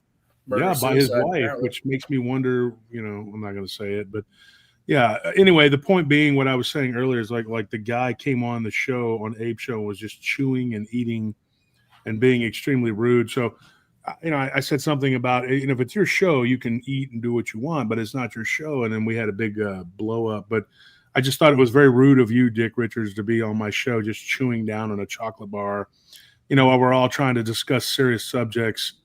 I mean, what kind of piece of shit does that? You know what I mean? That's just me. Well, definitely not an illustrious guy. That's right? Sure. Yeah, no, I know, right? The illustrious chocolate bar eater over here. It was delicious. At least make it like Kit Kat or something Roundtree that they don't have in the States. It was delicious. You guys, have you ever looked at the ingredients of a Kit Kat from like Germany or Japan or Korea? I have. They all have a little bit of a difference. UK, Canada, even Mexico. Their ingredients is like 5 or 6 ingredients. And for ours, there's like this, you have to learn science, you have to take a chemistry, it's crazy. I can't believe it. I mean, how is this even possible? You got to be a chemist to know what these words are, what they mean. Yeah. It's crazy. 6 ingredients in this bar. Yeah. Oh, six and then nuts. Yeah. Right on. Over here, you have like 500 different words that you have to go and Google them and look them up to see what the hell they are. And even Google's like not knowing exactly what it is. You know what? I'll tell you one thing too. Like with most foods nowadays, you can even just tell the difference. You can just taste it. You can just taste stuff. Like, I mean, Tim Hortons coffee, for example, a few years ago, I mean, it used to be fantastic, man. Right now, give me some motor oil. Exactly. Yeah, it's crazy. Have you heard these guys give me the gears over Tim Hortons? Yep. I've been listening from the shadows. Today is the first day that I actually jumped on. So, yeah. But I got you, man. I got you. Well, I appreciate it, buddy. Like they don't bake the donuts. They don't bake the bread in-house anymore. They don't bake anything in-house. It's all made in that big-ass factory down in Toronto, and they just ship it out to all the different places. And it's all just garbage. Like you said, it doesn't taste anywhere close to the same as it used to. Well, I'll tell you one thing. I used to be a night baker at Tim Hortons. I used to do the cookies, the tea biscuits. The there you go. Man, it was all handmade and put in the oven and that type of thing. We even used to cheat too because we used to get paid by the night. We used to get $100 a night. And, that was a good job. You could do it like 4 hours. Exactly. And we purposely showed up a little earlier to prep so we can leave at like 3 a.m. and still have a life during the day. Yeah. So it was pretty cool. But if you don't mind, like one of the reasons why I came on here is that I used to actually do some ghost hunting myself. My 2 friends and I, we used to do we actually went to Trans-Allegheny Lunatic Asylum. We went to East Bethany, New York. We went to a couple of places here in Southern Ontario as well. And one of the most haunted things that I've actually seen was my sister's house in Boston, just outside of Boston, Massachusetts. And there's I don't know if you guys heard too, like any residual activity can actually be like absorbed by the walls over the years. Mm-hmm. I don't know if you ever heard about that. Yeah. Well, I'll tell you, my sister had she was actually in bed one day, and her infant daughter, my niece, was in the next room, and my sister heard some crying, and she looked at the door and saw my niece, or so she thought. And she said, "Okay, come to bed with me," or whatever. And she waited a few minutes and nothing happened. And then she got up, she looked in her room, and her daughter was sound asleep. Yeah, that's happened on more than one occasion. That was just one instance there. But I'll tell you my experience when I went there, and I was mentioning the residual for a reason, because they renovated their basement, and they live in Foxborough. So it's an old town, beautiful rustic city. If you guys ever have an opportunity to go, it's beautiful. But they renovated their basement and knocked a few walls down. and they've had some activity happen soon thereafter. And when I went down a few years ago for Christmas, like anywhere between like an 8 and 11 hour drive from where I am, and I get there at like about midnight. And so anyways, my sister's up, everybody else is sleeping.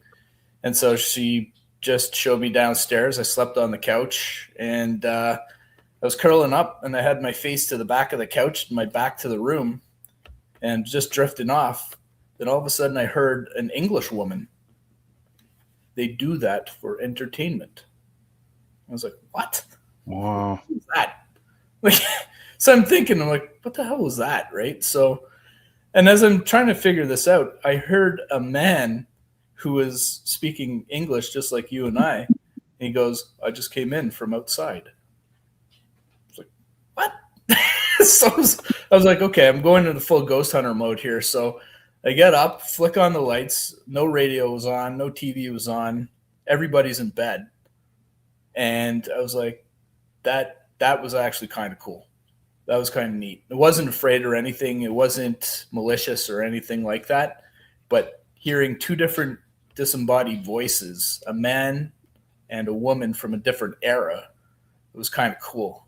And so anyways, later on, because I was on Christmas vacation, and my sister, I'm actually from Montreal, believe it or not. I was born and raised there. So. Yeah, well, go Habs go, right? Okay. Well, Montreal can be cool, the underground city and all that. It's pretty neat. It is, but you wouldn't want to live there, trust me.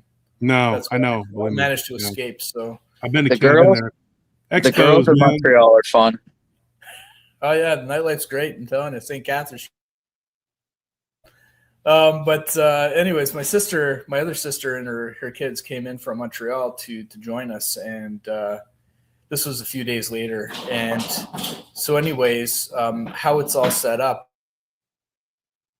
myself, my niece, my nephew, and my sister were sleeping in the basement, and I was up, and two of my nephews were up, my sister's son and my other sister's son and my niece. We were all up still.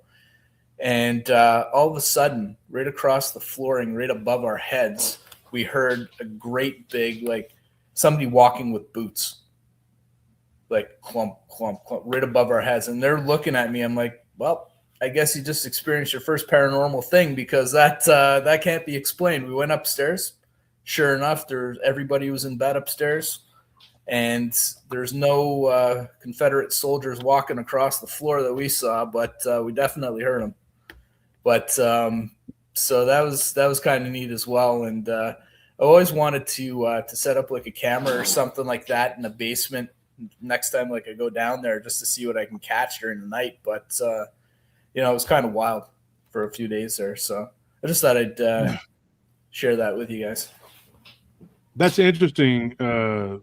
T-Wolf, there was a couple times when I was young, and this isn't like a real drawn out, long story or anything, but a buddy of mine, when I was growing up, my friend Scott, he had lived in a haunted house, and I'd never stayed the night there. We were already teenagers, and we'd go out and run around and stuff. And I mean, I guess we had a curfew, we were like 16, 17. He was 17, I was 16. And I mean, we went to school together. And by that point, we could stay out late and do whatever. But he didn't live that far from me. And I remember one time it was just a random Friday night. And I had like a half day at school or something. And I remember I worked, and I was living here in Austin at that time. And I was like I went to 4 different high schools. Oh, it was crazy. But I went to this high school for a while. And I remember it was very distinct. Like, and I might have talked about this on the show before, and it's not a big deal, but I just remember one Friday night, something like that kind of happened to me. It did. And I heard on the phone, like he was on the phone, and it sounded like someone else. Now, he had a sister. So I thought at first that's who it was, or one of his sister's friends. And they were a little older than us. She was like 19. And I thought it was like one of her friends, but I had called him, and he answered, and I said, "Hey man, you ready? I'm going to come get you." And our other friend, Bobby, we were going to pick him up. And I just heard on the phone. It was weird. Like I at first, like I said, I thought it was his sister or one of her friends, but it was like, please don't go. And I heard somebody say that on the phone. And then it was sounded like they were walking away and they were like, we'll miss you. And when that voice said that, like, I don't know 100% that it wasn't like a human, but he said it wasn't. And I was like, what was that? Like, who is that? Because his mother and his dad were out that night. I remember it was like their anniversary or something. So they had already left and it was like 7:00 at night. Remember, I had like a half day at school and I had to go work my job. And I worked a few hours and I got off early because we wanted to go to this big party, right? That was far, way down and further down in South Austin. We were living in South Austin, but it was further down in South Austin. And it was like 3 different high schools were going to have a big party there. And so I just remember it was toward the end of the school year. And I was like, what was that? And I asked him that. And he was like, what was what? And I said, who was that? Like, was that your mom? I thought your mom was gone. And he was like, no, that's nobody. And I was like, and I asked him, was that your sister? Because I heard it, and he was just like, and he said, no, I'm just here. The TV's not, because I noticed it was just dead quiet while we were talking briefly. And then I heard that and just, I kind of wanted to believe that it was a person, but it was like instinctively, I knew that was not a person. And he lived in a haunted house and his mother had a really good friend who had come and she lived, or not his mother, his grandmother stayed with them. And she had a really good friend who worked at a, what's it called? Oh, an old folks home, like a nursing home. Nursing home. Yeah. I don't know what you guys call it. We call them nursing homes. And she was from England and she stayed, his grandmother stayed in that house for a while until she passed because she didn't want to go to hospice. And they hired that English lady to come and help her and take care of her. And it didn't sound like an English person, but it kind of sounded like an English woman trying to not have an accent, if that makes sense. I don't know if that's what it was. And so I just remember like hearing that and going like, what was that? And so when I went and picked him up, and then our friend Bobby just lived right across the highway on this in this area by Woodland Heights, which is, you probably don't know what it is, in Austin neighborhood. So when we went and picked him up, and it was actually him and this other guy was from Poland. And so when we got in the car, Scott kind of joked and was like, "Oh, Wolf thinks that my house is being haunted again," because apparently it was being haunted for a while, then it stopped, and then his grandmother started showing up, and then she stopped, and then it didn't for a while there, And he told me the whole story, but when I heard that voice, I was like, "Dude, it sounded kind of like the English lady that took care of your grandmother." Because I had met her one time when his grandmother was passing. And his grandmother, when she was diagnosed with cancer, she went quick. Like in 2 months, she was gone. And so I just remember when I said that to him, he was trying to be, not joke about it, whatever he was trying to be. And I remember, like, of course, we're young. We shouldn't be drinking, I know. But he had a beer, that his dad had beer. And he was drinking a beer, and he just kind of stopped and was like, "What?" And I was like, I told him, I said, "Yeah, it sounded like the old English lady that took care of your grandmother." He goes, "Well, that's crazy because she just died yesterday." Right. So wow. That was kind of, I don't know if I've told that story on the show or not, but like that was just weird, like weird timing. And, Bobby was sitting there and he was like, "What?" And he was really afraid of like ghosts and stuff like that. And so I had seen that Dogman the year before. So me and Bobby and Scott had gone to my hometown with another friend of ours, and we were at a party down there in Taylor one time. And I took Bobby by the neighborhood where I was staying at that time, and I introduced him to my friend, and we showed him where the Dogman was, and he was so scared. This kid who grew up in the middle of Houston, right? He was always acting tough, but he was so scared he wouldn't even get out of the car. And it's in a residential neighborhood. I'm like, dude, it's it's not here now, And so, but he was so afraid. And so when we started talking about the ghost thing, he was just like, "Stop talking about that. I don't want to hear about that." So we just we didn't talk about it. And, we got to the party and we hung out and whatever. And I remember when we were at the party, there was this girl that was there that Scott was kind of talking to. And he called me over there because she started talking about the place that we were at. there was a barn that was supposedly a guy. Well, yeah, supposedly he did. I looked into it. He actually hung himself there. And so when they were at a party there a couple years before, she was like a senior already. I was like a junior, sophomore, whatever. But she was talking about how the year before, some kids that were there after hours, like when the party ended, they stayed there drinking, and they saw a man hanging there. Oh, So she was talking about that. Scott was trying to play it up. Now he's trying to play it up about his house being haunted. Before he was making a joke about it, and now he's over there like, yeah, my house was haunted. He's like, Wolf, tell her what happened. So I told her about the phone call thing, whatever. And she started telling me like all this. And I had been drinking. I mean, I'll be honest. But she started telling me all this stuff that had been going on in the land that she owned or her parents owned, whatever. And that she said that one time she went to, I remember this story, like she went to pick up the phone to call her grandmother, and another woman answered the phone and said, hold on, let me go get her. And when she was like, when her grandmother got on the phone, this is crazy, right? I remember this. And she told me a bunch of other stuff, but this was the only one I really remember.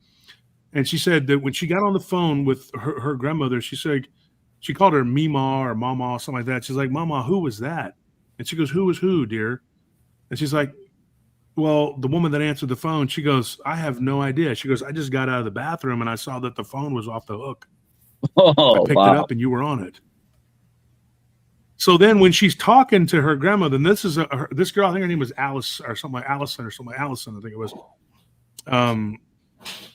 But I remember Scott ended up dating her for a while. She went to another high school, like down further south than ours.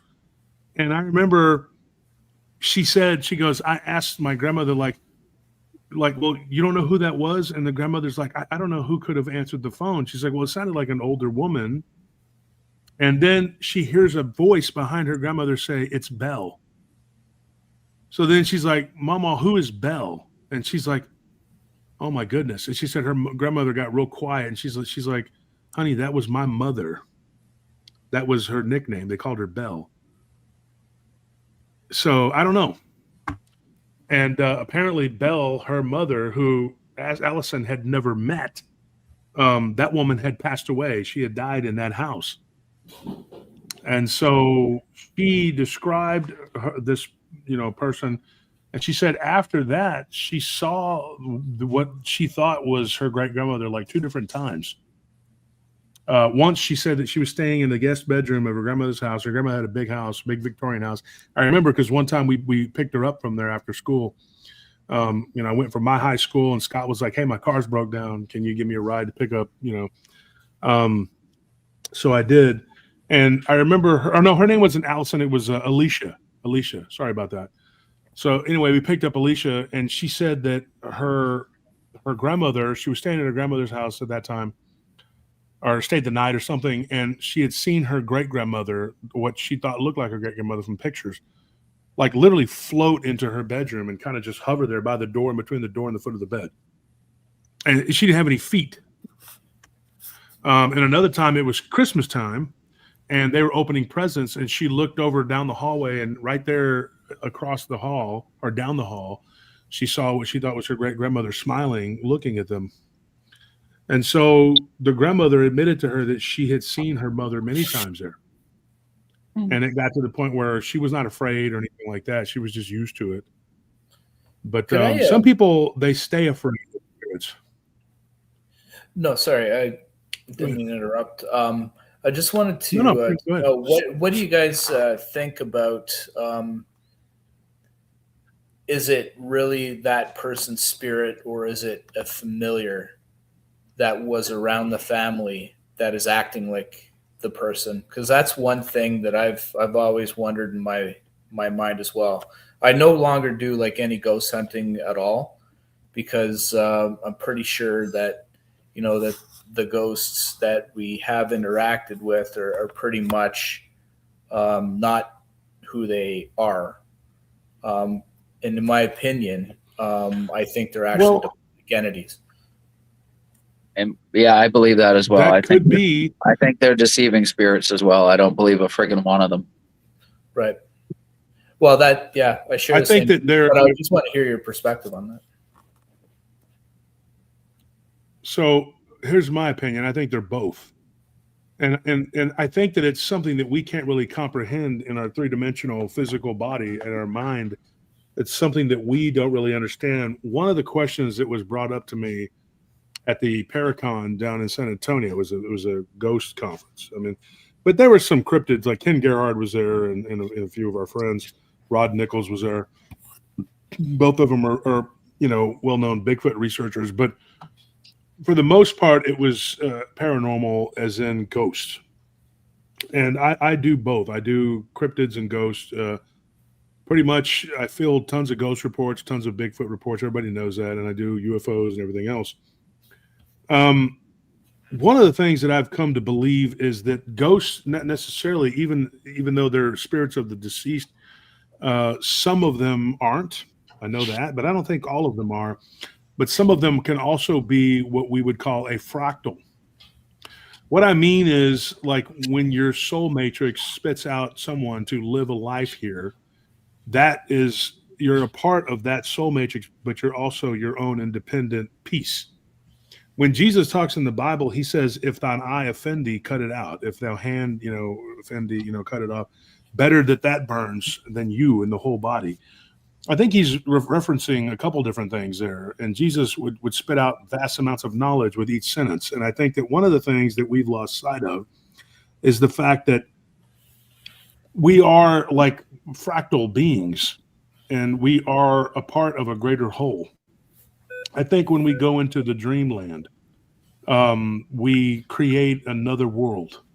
I've had dreams when I wake up, I'm like, whoa, dude, like it was so intense. Like I had an entire world there that I was living in. And it felt like it was going on and on and on. And I probably was like there for a decade. And then all of a sudden I'm awake.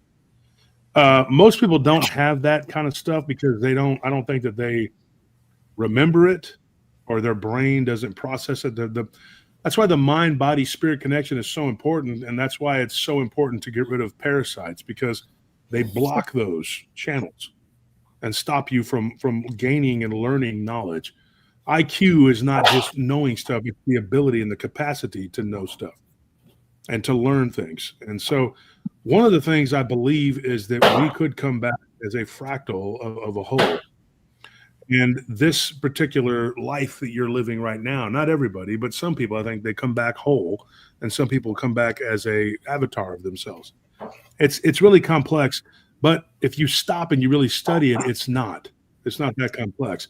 And literally this part of you may have to be burned, may have to be cleansed before it can go back to you, the whole, the soul matrix. And then that goes back to God. And I know it sounds weird, but sorry, along that point, I was just wondering, what would you think when I think it was the Apostle Paul that said, it is appointed man to die once and then judgment? Mm-hmm. Yeah, because I think you, as whatever your name is, whatever your real name is, or Brian or Dick, it's Rick. Whatever, I think yours is Rick. Nice, Rick. Yeah. Nice. Got you covered there too. Rick. Okay, so Rick will live and die, but one time. You won't live again as Rick. That's it. Okay. And then you, as that fractal of whatever your whole is, that's it. That's what mankind. You only live once and then you die. You're not going to come back as Rick. You could come back, but you won't be Rick. You will be something wholly different, completely different. And you will have your own thoughts, your own whatever. And eventually you're going to forget about Rick, and you're not going to even whatever. And I think that piece of the fractal can also break off into smaller pieces. And I think it can go quantumly, just keep on going. I think that what we're dealing with is something that we cannot really comprehend. I mean, I really don't. And 8 Figure says, none of this is biblical. Yeah, okay. Do you know what the Bible really is? The Bible has been trimmed down to something this big, which it should have been like this big. If you read the Ethiopian Bible, it is a huge book. And even the Catholic Bible is bigger than the Schofield Bible that's used by the Protestants. And I'm not Catholic, but the Orthodox have a much larger Bible. Everybody has a bigger Bible than what has been handed down to the evangelical Protestants. You're reading in circles around the same whatever. Narcissism to a degree, not completely. These are my own theories from what I've discovered from my own journey and from what I have uncovered from reading tons and tons of things and interviewing tons and tons of people. Not everybody's NDE is the same. People will die. And the reason that I talk on this and I feel like I'm able to speak on it, with clarity is because I've interviewed tons of people who've had near-death experiences, including my own brother. And when these people die, it's not all the same. It's really not. And what I thought I knew 10 years ago is really different than what I know now. And what I thought I knew 20 years ago is just completely different. It's hard for me to sit there and go, okay, this is 100% the truth because I don't really know. All I can tell you guys is that from what I've researched and studied and from what I learned from talking to multiple people, I've got people that have died and seen all kinds of stuff that doesn't make sense. But then there are people who will go through the same thing that multiple other people will go through. There's a case of a child who came back from, I guess, if you want to say he was reincarnated, that's what it was, but he came back from death. He died as a World War II pilot in Iwo Jima. And it's a very famous case. Go look it up. I don't remember the kid's name off the top of my head, but he describes to a T the life lived by another person. And when he eventually gets to meet the person that he said he was, no way he would have known who this person was. It was just an obscure person. He talks to this guy's sister, and they have this conversation, and she's like convinced that that's her brother. This happens in India. It happens in Lebanon with the Druze people. The Druze, if you read about them, Druze, the Yazidi people of the Kurdish people. There are sects of people all over the world that have this phenomena that goes on. Now, I'm not telling everybody that they need to believe this or go out and believe it or whatever. But if you start to go down the rabbit hole with this stuff, it starts to really get weird. And I've had to sit back and I've had a lot of aha moments. And I've sat back and been like, dude, that makes perfect sense. But then it's shattered by something else that comes along. And then you're like, oh, wait a minute, I need this piece. So it's an ongoing mosaic or a puzzle that just keeps being added to it. And if you guys have listened to the show for a while, I can tell you 100%, I didn't know what a vampire was 5 years ago. I had a handful of encounters and I thought maybe that's what the world is. Maybe that's it. Now the floodgates are open and everybody's talking about it. And I'm not going to sit here and brag, but I do think we were at the forefront of a lot of this. And people were taking my show, and you can look all over the damn internet, and there's people quoting. They have me saying stuff and quoting and doing stuff, and it's all over TikTok. And I'm like, oh, there I am again, and I'm not getting paid for it, And I'm not going to go after every single person that's misquoted me or taken me and used my work. It's all over Amazon. There's been several people that have written books. Got kind of aggravated. I reached out to Amazon and because they misquoted me, I don't mind them quoting me, but don't misquote me. And then they'll talk to some of my witnesses and, they'll take their work and be like, yeah, I did this. No, I interviewed them long before you did, but we were at the forefront of this. And so people now are talking about vampires all the time. They're talking about werewolves. They're talking about ghosts, and it's becoming more prevalent. And there's not the fear of just like, oh, I'm going to be labeled as crazy because I don't believe that a vampire is the same thing as what these people believe, because I know what it is. It's a demonic entity that attaches itself to a vessel, a human, but not just humans. I believe they can even attach themselves to these more physical cryptids or animals, I'm pretty sure I worked for a few myself. I'm sorry, what, Rick? I'm pretty sure that I've worked for a few myself. Sap your energy like you wouldn't believe. But anyway, sorry, go on. No, they put themselves in positions like that so they can take your energy. And one of the things I learned about energy vampires, when there's a woman recently, she worked at, I'll just be honest, she worked at a large computer. She worked at AMD. And she said she don't work anymore. She said she was working with a lady. It was about 20 years ago. And I remember I used to do security for them a long time ago. And I met her through there. And so she reached out to me probably 5-6 months ago, and she's got cancer. And it didn't happen from working there, but she's got cancer. And she said that there was a woman that she worked with, and she had found my show. And she said, it was interesting. I found your show when I looked you up on Facebook. And she said that she started like thinking about this person that she believed was a vampire, not just an energy vampire, but an occult practicing vampiric type person. And she said that this person had admitted to her that she had done rituals and drank blood. And she said that working with her, she became very ill, became like sickly all the time. And she thought she had allergies. And then she said that she was listening to our show and she went and got checked for anemia. And get this, lo and behold, she's anemic. This was not there just a year before this woman began working in close proximity with her. Now, this was, 2 decades ago, and she's completely healthy now, but she didn't know what to make of that. And eventually her husband told her, you know what, just quit. And she went to work at a different company. Now, you could say, what is the connection there? Who knows? But I know that the vampires that I've come to understand what they do, when they target someone, they can take blood from you over a period of time and drain you, and you wouldn't even know it's happening because you don't remember it. Because there's something in that parasite that can act kind of like a rohypnol.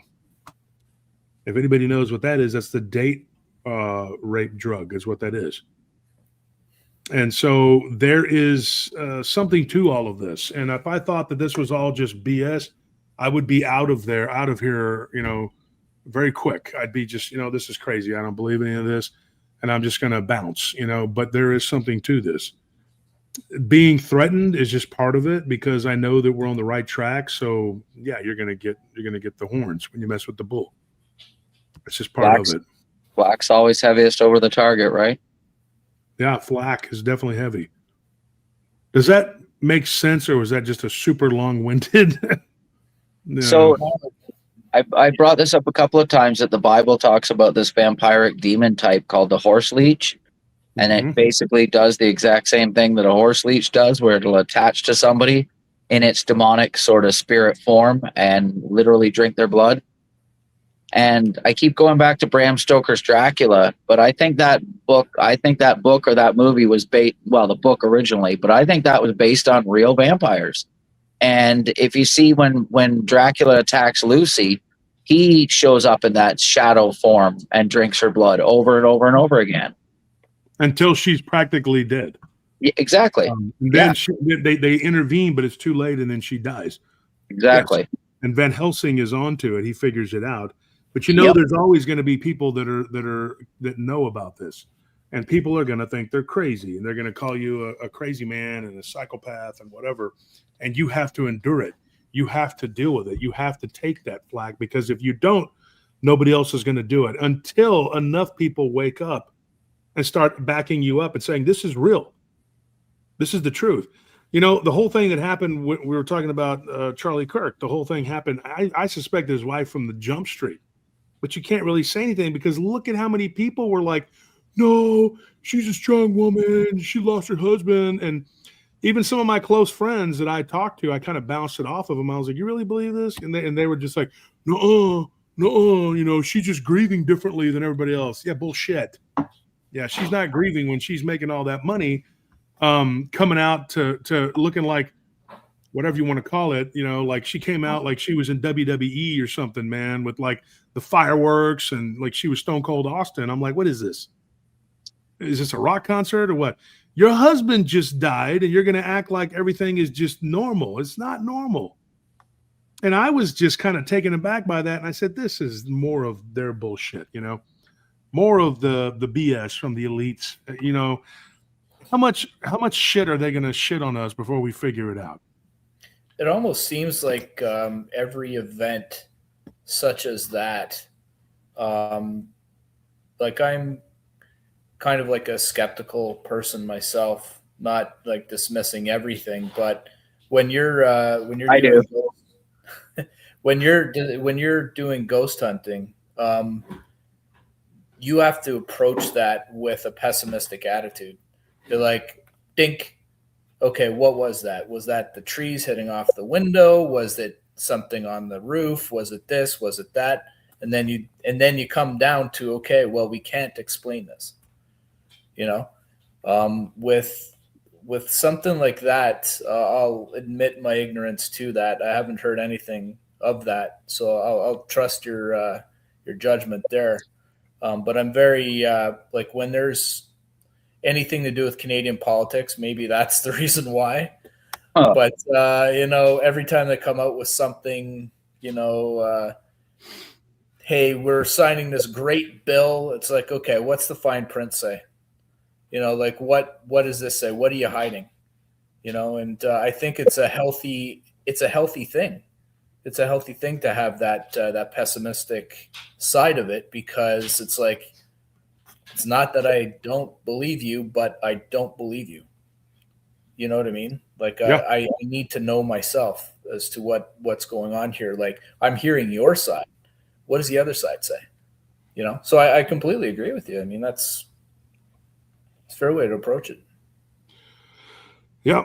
And I think that if, and I always have to take into consideration too, when it comes to the show, that not everybody's had my experiences and not everybody's talked to the people I've talked to. And the same thing goes for people. When I talk to somebody, they'll be like, I don't understand how people can't understand this. And I tell them, how many people have had your experiences? I mean, it's not going to be the same, until they experience something themselves. It doesn't have to be exactly, but something similar.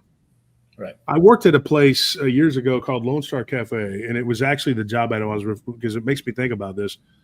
When I was going out to these parties and stuff when I was a teenager, and my friends in South Austin and my friend Scott and the people that I hung out with, and we would hang. It was a loose group of us. There were like probably a dozen different people that I hung out with on a regular basis, and at any given time, there was some of us hanging out, doing whatever. I had a lot of friends, and I'm still friends with most of those people to this day.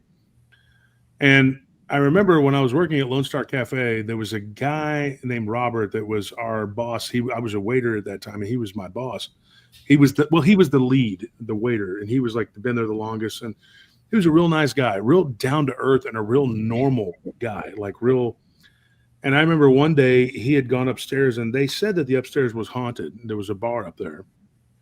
And he came down freaking out and refused to go back upstairs. I had worked with this guy for about 4 months at this point, and I think at that time I was like 17, 18, something like that. And I worked there for quite a while, like off and on. Like I would go through a period of like just cut my hours down to 1 or 2 days, and then I would go back full time. And I did everything. I expoed, I did everything but cook. Well, we had this position called an expediter. I did that. I did wait tables, bus tables, and I washed dishes. And I did the banquet, which is the setup and all the stuff. And they had tons of banquets, and I was getting extra money. It was a good job. That was, and they paid me decent for being, a young guy. It was like it was good. I could, make a living with that. I had to help my mother at that time. My mom didn't let me stay for free at her house. It's the way she was.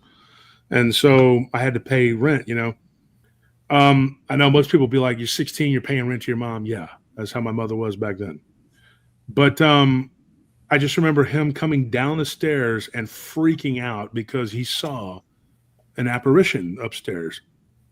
And so me and one of the expediters, I was a busboy at that time. We ran up the stairs, or I was busing that night. I ran up the stairs, and, I didn't see anything. And I had been up those stairs and into that area up there by myself quite a bit. And I was the bar back. When you bust tables, you had to bar back for him too. That was part of the job. So you bar back. And he was bartending that night. He was a waiter / bartender. I didn't bartend. I was too young. I couldn't serve alcohol. And so when somebody needed a drink, I would have to have somebody give it to them. And so I'd gone up the stairs to see what it was that he had seen. And me and the expediter, we felt something, dude. And he looked at me, and I remember it was this long-haired guy named Cody. And he was like, dude, we both felt it.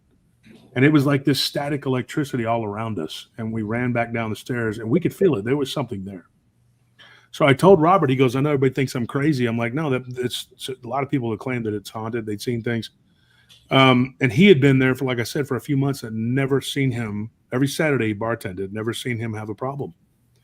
And it was connected to a hotel, right? So the bar would get filled up with hotel guests, and so a couple months later, I had no experiences there until one day I was setting up the banquet hall with this guy Stuart, and we were putting the chairs together and stuff. And there was this other guy named Charlie, and both real nice guys from Pennsylvania. I remember that. And we were sitting there joking, laughing, and talking or whatever. And Charlie was just staring into the hallway, and he looks right at me and Stuart, and I didn't see it, but he says, "I just saw a ghost in that hallway." And so me and Stuart look at each other, and we walk out there and we look, and Stuart admits to me that he had seen a ghost when he was doing the back banquet hall, which is what they called room B. It was room A and room B and room C. And the back banquet hall, which was toward the back of the property, was a smaller banquet hall for, like, smaller receptions, whatever. Banquet hall B was the big one. It was huge. And then C was around the corner up front, closer to the hotel and across the hall, whatever. And so I had seen one time I thought I saw a shadow like squatted down and then go under the door, if that makes sense. It was so weird. And there was a female coworker with me, and she was like, "Oh my God, what is that?" And so I knew I wasn't crazy, but that's the only thing I really saw there. But I didn't doubt that the other people that were with me had seen what they saw, but it wasn't the same, because I personally didn't see it. And even though I was standing right there and he saw this, Charles said he saw something behind me, and Stuart and me went and looked. We didn't see anything. So later on, when we were expediting, Stuart and me were talking. And Saturday night, you get really busy. And at the end of the night, we were talking about it. And at the end of the night, we were sitting there, and Charles was having a beer with Robert, the bartender, who had got the nerve up to go upstairs. And he said that it was very nerve-wracking that night, being up there after what he had seen. But he didn't see anything else the rest of the night. And as customers trickled in, he just kind of forgot about it. Well, I can't tell you what Charles or Robert or any of the other coworkers I had experienced in that place. I only had, from what I can remember, that one experience.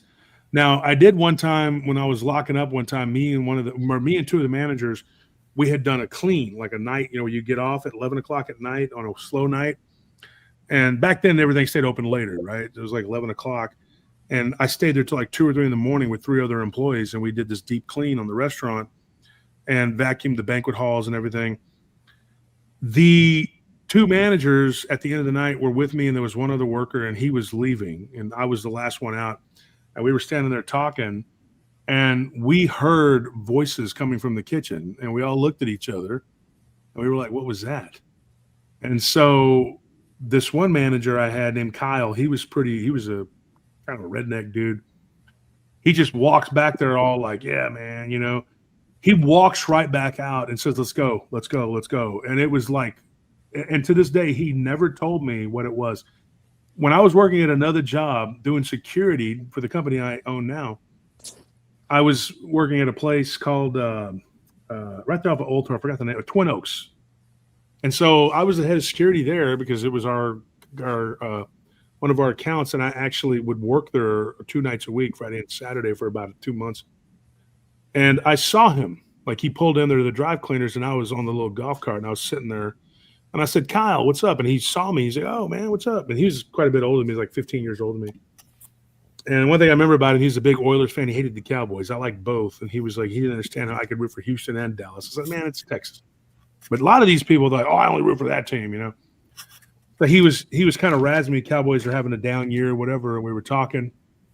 And I said something to him. I said, "Well, the Oilers don't even exist anymore." And I was like, he said, "I thought you liked it." Well, I said, "Dude, but you're always razzing me, And so we talked a little bit. Then he went inside and he got his dry cleaning. He came back out. And I remember, this was years later. I'm talking like, probably 20 years later, right? And I asked him, I said, "Kyle, you remember when we were working at Lone Star Cafe?" And he goes, "Yeah, it's not there anymore either." I said, "Yeah, the world's changing, man." I said, "I got a question for you." That night we were cleaning, and it was you and there was another manager named Joel. I said, "Do you remember that night? He goes, yep. And so that when he remembered that 20 years, he saw something. I said, Kyle, what was it that you saw when you went in there in the back? And he goes, I don't talk about it. I will never talk about it. He's like, I told my wife, she laughed, and then I'm never bringing it up again. He was one of those people. He was one of those people. And he's that kind of person, because I remember when the Oilers lost in that 92 playoff game to the Bills, that comeback where there was 35-3 and they came back and beat them. He took all of his Oilers stuff and threw it in the trash. And I told him, he said, I'm going to burn it. I said, prove it. He came to the bar or to the restaurant and he threw it all in the trash. All of his Oilers stuff. He threw it away. And Sounds the like next a lot of Leaf fans I know. Oh, well, yeah, you got to after decades of futility. I mean, the next year they had a great season, and he said, you watch, they're going to lose. And then when they went to the Kansas City went to play them, the Oilers had home field advantage that year. Joe Montana and the Chiefs stuck it to him, and then that was it. Bidwell was like, I'm done with this team, and he went to Tennessee 2 years later. And he said, I told you. But he was one of those people, like once he wasn't going to say anything. So I told Kyle, I said, are you going to tell me? He said, nope, I'll never tell you. Never going to speak about it. He didn't. He got in his truck and left. And never saw him again. But he was very adamant that he was not going to tell me what he saw. So some people deal with things differently too. Imagine all the people out there like him who had experiences, who had encounters. And when my business partner had his encounter at what we called the Church of the Forgotten by Anthony, it wasn't until years later when we were going to one of our field captain's funeral in Midland, Texas, and we were going through Mason County. And of course, Mason County had like the Mason County War. There was all kinds of history there. And there's been a couple of Dogman reports, and I've done a couple from on the show about that area. And I started talking to him about it, and I, didn't say anything, but on the way back, he finally told me what he saw. But he would have taken it to his grave. I mean, so did this guy, Kyle, I'm assuming, because he just, I don't know if he's still alive or he's not, but he was like, I'm never going to tell anybody. So imagine how many people tell them, huh? Yeah. What did he see? He wouldn't tell me. No, but what did your boss see? Oh, what he saw, he said like a woman whose face was rotting. Oh. Yeah, basically what me and Scorp and Joe and all the other guards, a guy named Chris, we all saw the same thing. Just like people that looked like they were in the stages of decay. Gross. One of the two of the guards claimed that they saw like reddish orange eyes. I didn't see that. I thank God I didn't see that. Another one claimed that there was something crawling on the ground too. I didn't see that. Thank God. But I don't discount it. It's just like, but I get what T-Wolf is saying. Like, it's like, if, that's your experience, how is he to know that that's because he didn't see it? That's not him. And so, I can't say what these other people saw at Lone Star Cafe. I just know that it was notoriously haunted. And here's the weird thing. Here's the rub. Why I can work at a place that's haunted and I'll have all kinds of weird encounters or stuff that'll happen to me there, and so will everybody else around me. But then I'll work at another place that's notoriously haunted, and they've even written articles about it and stuff, and nothing happens to me, like Hobby Towers.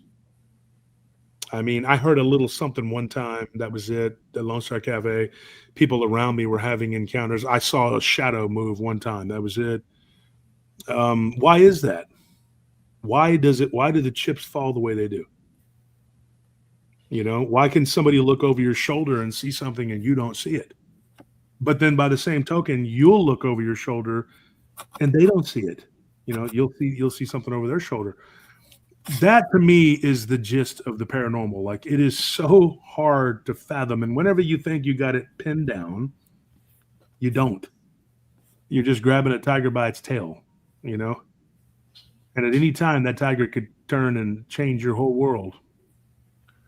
That's the thing that I actually do love about this field, though, is that it's so weird. There's almost like there's like a rhyme and a rhythm that you kind of fall into. You kind of figure it out, and then a wave hits, and you're like, okay, they just capsized my boat. You know what I mean? Either that, or it's a continual revelation of information, right? you find another piece that you didn't know. It's Yeah, kind of that keeps happening. like a searching and stuff like that. You find a treasure or a little piece of info that you never knew before. Yeah. Yeah, and somebody had said something about when you're alone. Being alone, I mean, that too, I think makes a difference because you're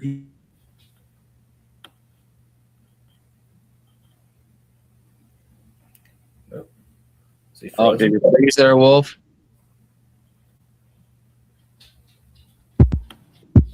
Hey, you guys still there? Yeah, I'm still here. Yeah, we're still Okay. Richard. hunting going alone. Oh, there he is. Is he back? Yeah, I'm right here. just a little. The Stanfield says something interesting. It says somewhere all people can literally be portals or vortexes, altars, etc. Yeah, it's crazy. But anyways, folks, I hate to run, but I got to go to work and get started in just a few minutes here and get out the door. Just quit it. Just quit my job, huh? I'd love to. Let's look at the donations we got tonight here. We got $5, $20, and $5. So that's already a big snacker, man. Let's quit the job and just do this. All right? You know what? We're gonna clip that. We're clipping it. We're gonna put it all over the internet. Yeah. Well, they'll clip it. They will. They'll clip it and put it all over. Hey, I just want to say thanks for having me on, guys. I really appreciate it. And Wolf, I have to say this, okay, buddy. I wish you and your family the very best. And I hope Nelly is feeling better by the day. And I'm actually praying for you guys. So keep your head up. I appreciate it, guys. Thank you for coming on. Brian, thank you for coming on. Kind words. 100. Stayed armored up at 100% at all times. God bless y'all guys. Stay up, stay armored up. Love y'all guys. Always. Yeah, we love you all too. Thank you for showing up and being a part of what makes your team your team, you know. But yeah, just keep on. Be careful with the ghost hunting because you never know something to attach. You know, and that's something you don't want. If you do go and do it, and curiosity is, you know, just pray up before and after. Cleanse your temple. That's all I can say. Thank you, guys. I'll see you. Pleasure to meet you. God bless, guys. Have a good night, guys. Bye-bye. Take care, everybody. So, Richard, another Monday night is in the books. Interesting show. Absolutely. Started a little slow, but we got a lot of cool stuff going on. A lot of cool people in the chat. We had, you know, and don't get me wrong. I appreciate everybody who donated, but I was making a joke as far as like I'm a long ways from being able to quit my job. I don't make enough money from this. Yeah. Please don't quit your job. Yeah, no, I think we would be in trouble if I did that, you know. But this is something that I started to have fun and I enjoy it. And Mondays are always pretty relaxed and chill. We'll be back on Wednesday, folks. Don't forget, we'll be back on Wednesday. And Wednesday, we will be talking. We're going to get into the other Black Eyed Kids encounter, but I'm thinking we might do something else. I'm looking at this other encounter that I got from this woman. And I'm looking at all these different ones, but I'm really interested to see what this John Sutter guy, what was going on with him. And I got a little more talking to Solomon to talk to him, and he introduced me to a coworker of his, and they worked there temporarily, not temporarily, but a little less longer than they did, but they had some information too. So planning on talking to them tomorrow, and maybe it'll come together and we'll talk about it on Wednesday. So don't forget, you know, we'll be talking about whatever, you know, who knows, Black Eyed Kids, Dog Man, just whatever. You know how it goes. Ghost. Oh, great show, brother. Thank you. Appreciate it, man. Yeah, and how's it going up there? Are you frozen in like the Nook of the North, or what's going on? Dude, we got so much lake effect snow right now. Like every day we wake up, there's like another 5-6 inches of snow. Golly. It's crazy. There's been a lot of snow so far this year, and it's not even Christmas. Well, it's been cold here, but thank God no snow because it's been below freezing. So, oh, really?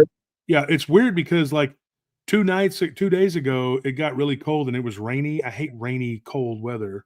It's the worst. Yeah, and it was just rainy, but it was in the low 40s, high 30s. But then it warmed up for one day, and then it did just temperature just plummeted, and there it went below freezing. Interesting. This morning, like right now, it's 46, not so bad. Which I mean, that's 14 degrees above freezing.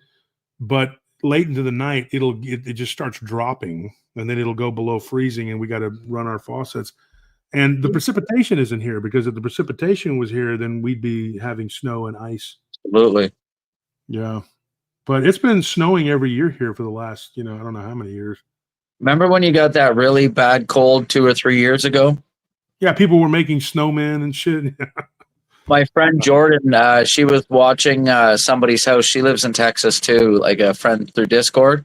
Mhm. And she was watching this people's house, and all their pipes burst and froze and Yeah. caused $100,000 worth of damage while she was supposed to be taking care of the house.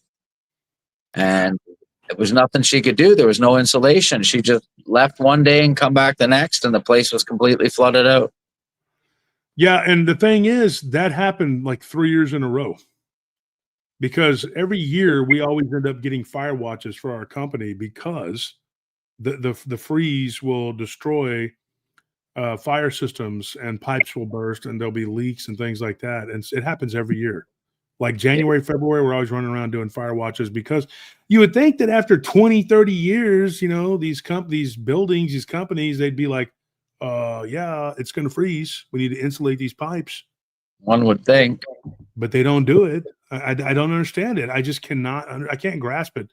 And this year is going to be no different, I'm sure. But last year wasn't as bad. It got cold as hell, but it didn't ice over and freeze. Well, it did. Yeah, it did. It did a couple days. But the year before, and the year before, and the year before, it was just like prolonged freezes. The longest one was like almost a week of just nothing but ice and snow. And, that's unusual for here. Now, North Texas and Northwest Texas, dude, it's ice and snow all the damn time. Like, it happens 5-6 times a winter, But down here, it doesn't happen. When I was a kid, I can't count on one hand. I can count maybe 7-8 times in my whole childhood that it snowed or iced over. But now it's like all the time, I think it's cold as hell here. That's what happens when you can control the weather, I guess. Mm-hmm. Well, look at the flooding that happened in July. Yeah. Here's an interesting thing about that, folks, and to Richard. After that flooding that happened in July, the very next month, after it rained for like 2 weeks straight, and it flooded, the lake was dry again. And they're like, oh, we're in a drought. Like, it literally flooded and overflowed. Now we're in a drought again. How about we just have too many people here, and they're using up all the water? Because the ground was saturated and muddy for like a month and a half. So I don't understand how the hell that's I think they're just not admitting that we're running out of water because too many people are flushing toilets and using it. I can see that. Yeah. But doesn't the water all get recycled back into the system? Some of it, but not all of it. I mean, you can't.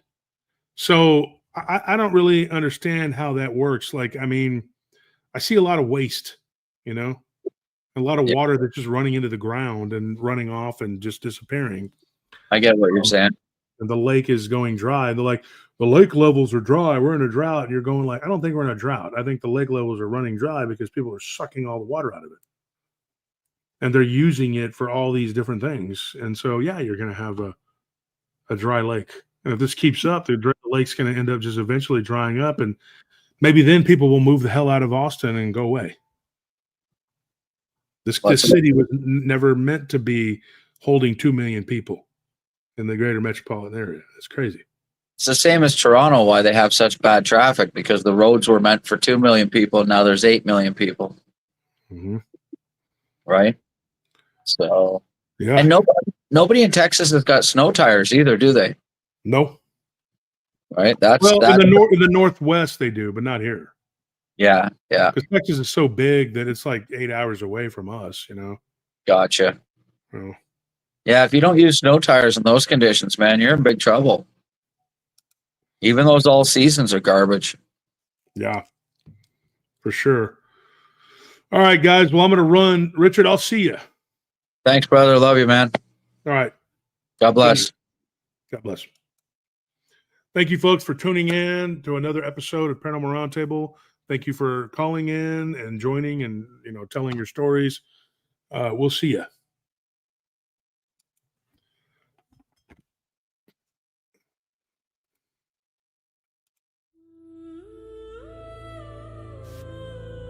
Nicht so ein frohes Weihnachtsfest.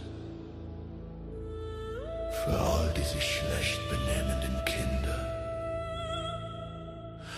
Bald in meinem Korb. Dann in den Sarg. It's Christmas time and all seems fine. You've spent the year without fear. Misbehaved and mistreated others, he comes for you, sisters and brothers. Jingle bell time is this well time for Krampus to spend the night. You'll be hiding filled with fright. Your Krampus is punishing delight. Die Zeit der Weihnachtslieder ist eine tolle Zeit für den Krampus, die Nacht zu verbringen. Du wirst dich voller Angst verstecken. Du bist Krampus, strafende Freude. Lashing his chains and jingling the bell, he's come to take you to hell. Too late to repent, your tears are spent. Krampus comes calling for mercy, you belong. Beaten with branches and sticks, 'cause you chose to play tricks. Joke's on you, you selfish fool. Now what's left is a dreadful man. Jingle bell time is a swell time for Krampus to spend the night. You'll be hiding filled with fright. Your Krampus is punishing delight. Die Zeit der Weihnachtslieder ist eine tolle Zeit für den Krampus, die Nacht zu verbringen. Du wirst dich voller Angst verstecken. Du bist Krampus, strafende Freude. Into the basket you'll go, taken in the snow. Tears you'll cry and pain you'll sow. No one can save you, not that anyone should. I wouldn't even if I could. Should have been better, should have behaved. Now you're the one no one can save. Jingle bell time is a swell time for Krampus to spend the night. You'll be hiding filled with fright. Your Krampus is punishing delight. Die Zeit der Weihnachtslieder ist eine tolle Zeit für den Krampus, die Nacht zu verbringen. Du wirst dich voller Angst verstecken. Du bist Krampus, strafende Freude. Gute Nacht an alle, die gedient haben. Seien sie im kommenden Jahr